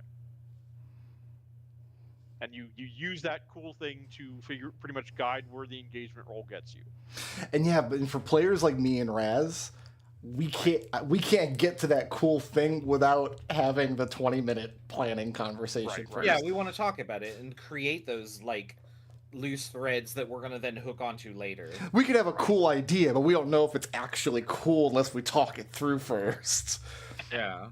Right. True. So that the idea is to kind of like get the overall vibe of the job, and then to again just have one cool thing to focus on, both for like figuring out where the engagement roll gets you, and also like to start the action, and then it's supposed to evolve through the action is the idea. I don't mind the idea of the engagement roll. I think that there's juice in that tank. I would have to. I'd have to read back through the book again because I did read the book, but I read it from the point of view of a player. I wonder if there could be more structure to the moment of the engagement roll. Because I mean, that's why I was going and I've done this every time, and I like it as a GM, because every time I've done an engagement roll, I've done this. I go through each and every die and make sure people understand where it's coming from, where it's going, Mhm. and use that as a way to hook stuff in.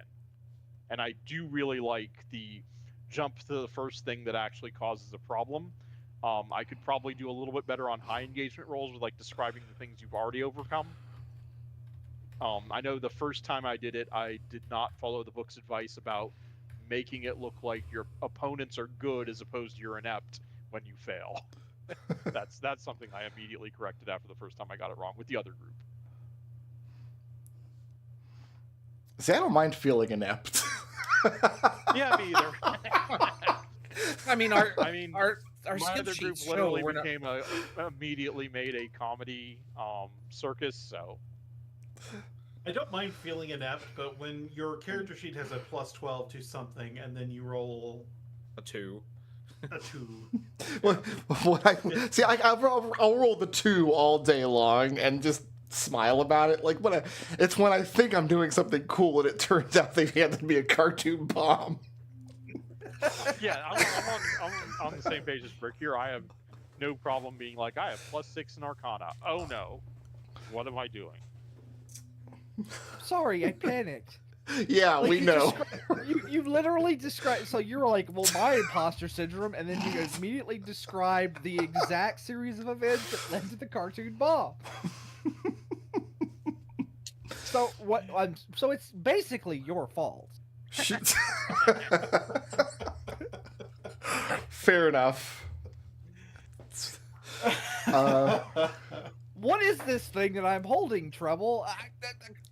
I'm sorry, I can't. All I can picture is a cartoon bomb.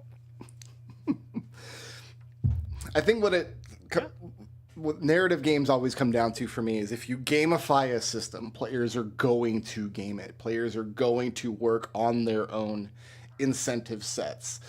It's all well and good to tell players how they should play, but without some method to enforce a certain level of play, those kinds of rules just don't, they never shine for me. I think the example I gave was I'm never going to take a devil's bargain.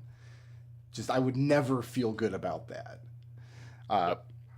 And the flip side of that is when I'm running D&D, which obviously has a much different incentive set, but like I would never get you guys to agree to a devil's bargain. Like I can pitch them all day long and maybe Chris will give the pros and cons of it, but nobody's going to actually take it.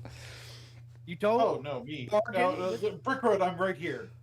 I Brickroad, I'm feel right like here. Aaron took 1 or 2. I literally introduced a devil who gave you guys a bargain and none of you will talk to him. So That's because he only wants to give us like 1 gold in exchange. No, to be fair, that's because we forget that exists. Yeah, that's part of it too.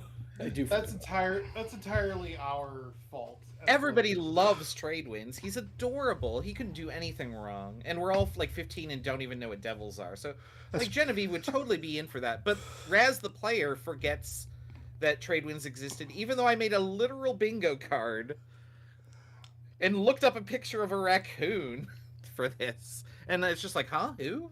I'm sorry, what? I do need Like, to that's just my brain. So. I do need to pick up a copy of this book still. I'm going to get 2 copies so I can give one to my friends who might actually run it. I've got a couple of RPG books on order. I got Kids on Bikes and the Power Rangers role playing game incoming. Oh. You know what else I would do with this game, Destel? Is this like a... What's that? I would run this game without any of the supernatural elements. You're just in dreary ass London or something. Yeah. Because I don't want to say I don't see what the supernatural stuff adds, because I think I do get it. But you've made the observation, like, there's so many things that Chris's character was able to solve just by saying, like, I talked to the ghosts. And yeah, I never had a really good conception of what the ghosts were or what they could or couldn't do. And that's after having read the book. Well, right. I mean, we it's didn't even get intentionally into the whole loosey-goosey ritual. for the Right. players to do what they want with it. Yeah, like there's a whole ritual system for magic that we didn't even touch with a 10-foot pole. Well, in character creation, I decided kind of as part of Lilay's character, like, I'm just not going to interface with the magic stuff. That's just not something she carries that Spirit Bane charm just because you have to in this Forsaken city. But yeah, anytime Gideon was like, hey, does anybody want to help me with this? Nope. That's all you. I think it's useful to have one character in the group who talks to ghosts and summons demons and stuff. Yeah, I think the non-player interactive parts of the magic system, like, are you saying like just like I think they go out to sea, they hunt down these monsters, and they refine their blood to make the electricity to keep the ghosts out is cool. I think having weird ways for the players to continually interact with it. I think is cool. I think the non-player interactive parts of the magic system, like, are you saying like just like I think they go out to sea, they hunt down these monsters, and they refine their blood to make the electricity to keep the ghosts out is cool. I think having weird ways for the players to continually interact with it It's a lot. Well, the thing is, It like, is. with the ritual system, I didn't read into it too much, but it kind of sounds like you can basically do whatever you want with it. Yeah, the rituals are like the define a ritual and like, and again, this is like all plot hooks. You can summon a lost god or something like that. The Even plot the hooks. occultism. The plot hooks are great in the fiction, but at some point the players have to make a decision to make the game work. And Yeah. because White Wolf games were really bad about this. McDowell might remember back in the day. The World of Darkness games were really bad about this a lot of the times, where they would describe some kind of magic function in the universe, but leave it intentionally vague to the point where you'd be Yeah. playing a vampire character and like not really know what your skills did. Because the book only described them narratively. Mage the Ascension was terrible about that. Did you ever play that? Yeah. Yeah, I mean, I know it. I don't think I ever played it. I've read it. The fiction was great, but beat 'em up. I played a mage and like I had all the stuff written in my character sheet. I don't have any idea what any of this does. The book just kind of says it's magic. Make it up as you go. Genesis was like that too, but purposefully. I'm like, it was supposed to be a generic role-playing system, so you'd have skills that are like create a barrier. Okay, does that protect me in combat? Does like stop water? Like what? Mm-hmm. And it was just that was it. That was all. Was that create a barrier, or repair something, or heal something? Like okay, mean- does it heal cholera? Does it heal wounds? Like no, it's all abstracted. The So thing I like nothing about was- Mage, Yeah. the mechanic I like is that the magic system, if I'm remembering right, is based on people's belief. So even though we all know you can't shoot a gas tank on a car to make it explode, if you're a mage, you can because everyone's seen that movie. No, Mage the Ascension, the White Wolf game is. Yeah, that's not. I'm thinking of a different one. Yeah, you're thinking. No, it's not based on belief. You literally had a resource pool called Quintessence, which was your mana pool that functioned like the blood pool from Vampire. I forget what Werewolf called it. Okay. But the systems were always pretty much the same. But no, there was like a supernatural thing you were interacting with in the Okay, in the I'm game. misremembering that. I'm thinking of something else. Yeah, Mage was basically like you have magic and you can do whatever you want with it. It was fun, but also it's like It's a lot. too much room for abuse. I've apparently set the table on fire by Great. flipping the scandal over. The fiction in the White Wolf games was really funny. It got to like a comedic point because Vampire and Werewolf and Mage and like 8 other games all existed in the same world, but their supernatural powers all came from a different source. Like vampires got their like evil blood magic from like original sin, like this biblical, and then the werewolves got their power from like the magic of Earth and like the Earth Mother Gaia is like they're like the Captain Planet protectors. And then mages get theirs from like the bending of and it's like, really, all these things are interacting? You're not supposed to run all the games at one time, but that is where the fiction went, and it just never worked for me. What you described, Destel, reminds me a lot of D20 Modern because like there are magics, quote unquote magic spells Mhm. in the back. They're literally called FX. Because they're couched in the thing of these are special effects because you're playing an action movie. Right. Like you're playing Die Hard. It like there are shooting the gas tanks does cause the explosion. Convection isn't real. You can be as close to the lava as you want. There are 3 foot wide crawlable air ducts in the building. You know, that kind of stuff. You know. Okay. But I'm glad you ran this and introduced me to this because I'm very interested in this game system now. I I do. need to I get really a like copy it. on my own on the. I'm glad people seem to have enjoyed it. yeah, I do agree with you, Brick. This Thank you would for just running. work as is in even with the occult stuff like from the Whisper. It would work as is in just regular ass London, because like strange occultism Yeah. would fit right in. Yeah. Like, Yeah, that's true. 19th century I mean, London. that's part of what they're going. Also, I just Like, you like that era of London. I will just play any game there. Just Victorian Yeah, ass just- London. hmm Just Sherlock Holmes, Jack the Ripper, like hell yeah. Um, Jack, I mean, This is just we wanted to make Thief the Dark Project the RPG. Like it's very Sure. or Dishonored, I guess, the newer one. Yeah, Dishonored. Yeah, it is literally Dishonored, isn't it? I mean, I think it's literally Thief, Right. but the Dishonored was the people who made Thief, right? Like the Looking Glass people who were still around. Yeah. So- I haven't played the original Thief games. Parting thoughts. I did covered all my enjoy. notes. I enjoyed the general flow of the game a lot more than I did Household because we did well. The big problem with Household was, like, okay, everybody, bring your kids to camp. We got to make this roll work. Kind of And let's situation. pass around all the dice or whatever. Yeah, and We had to solve for every roll. You have Yeah, to solve the every- rolls. we Yeah. we did that, like, because that was. That was another very There was too clever a system.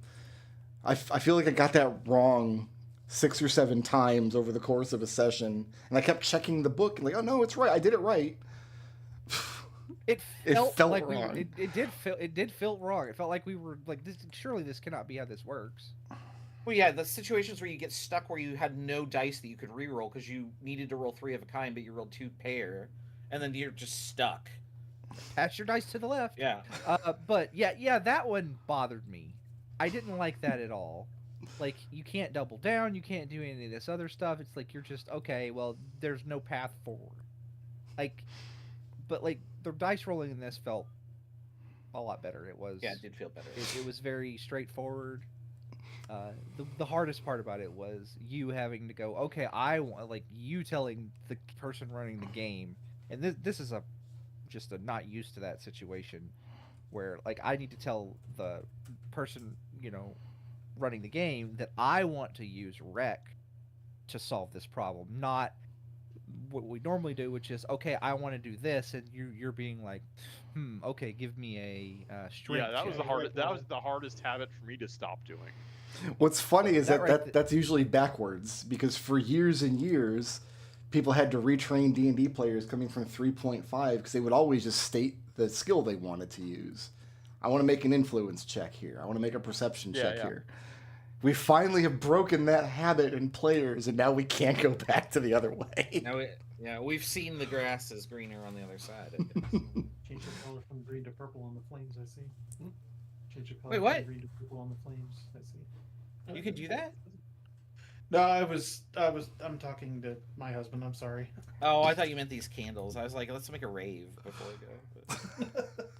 No. But... He's painting minis, and I was just kind of. I didn't know Tabletop Simulator had lighting effects like this. I don't know anything about Tabletop Simulator. I've been using it for 10 years, and I don't know anything You don't about need to Anybody know all else? this. Last thoughts. I just imported a table and then imported the sheets from another table, Yep, that's how you do it. Yeah, worked out fine. except for the crew sheet. I had to redo every session.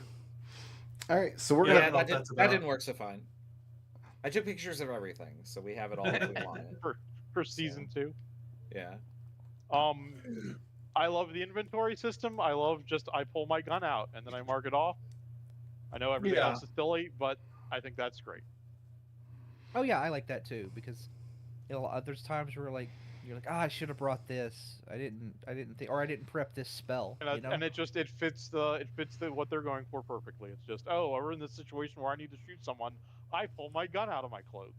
That might Love be it. my favorite thing about the system. Yeah. Call a doctor, but not for me. I think my favorite thing about the system is the flashbacks. I just think Yeah. the method that I have in my mind for how they should work is better than what they published. I mean, when I pitched this system, I literally pitched it as, it's a heist game, and when you encounter an obstacle, you do a flashback like in a heist movie. Like that's the one-liner. Because that's something I could not easily incorporate into D&D. Even if I were to run a heist adventure in... I've got the D&D heist adventure book. What is it called? The Dragon Heist the or Golden Keys. Or Dragon- Oh, I have Dragon Oh, Heist no, too. But Dragon Dragon Heist. Heist, That's yeah. what I was thinking of. yeah, that's an actual adventure path. I have one called... Where's it at?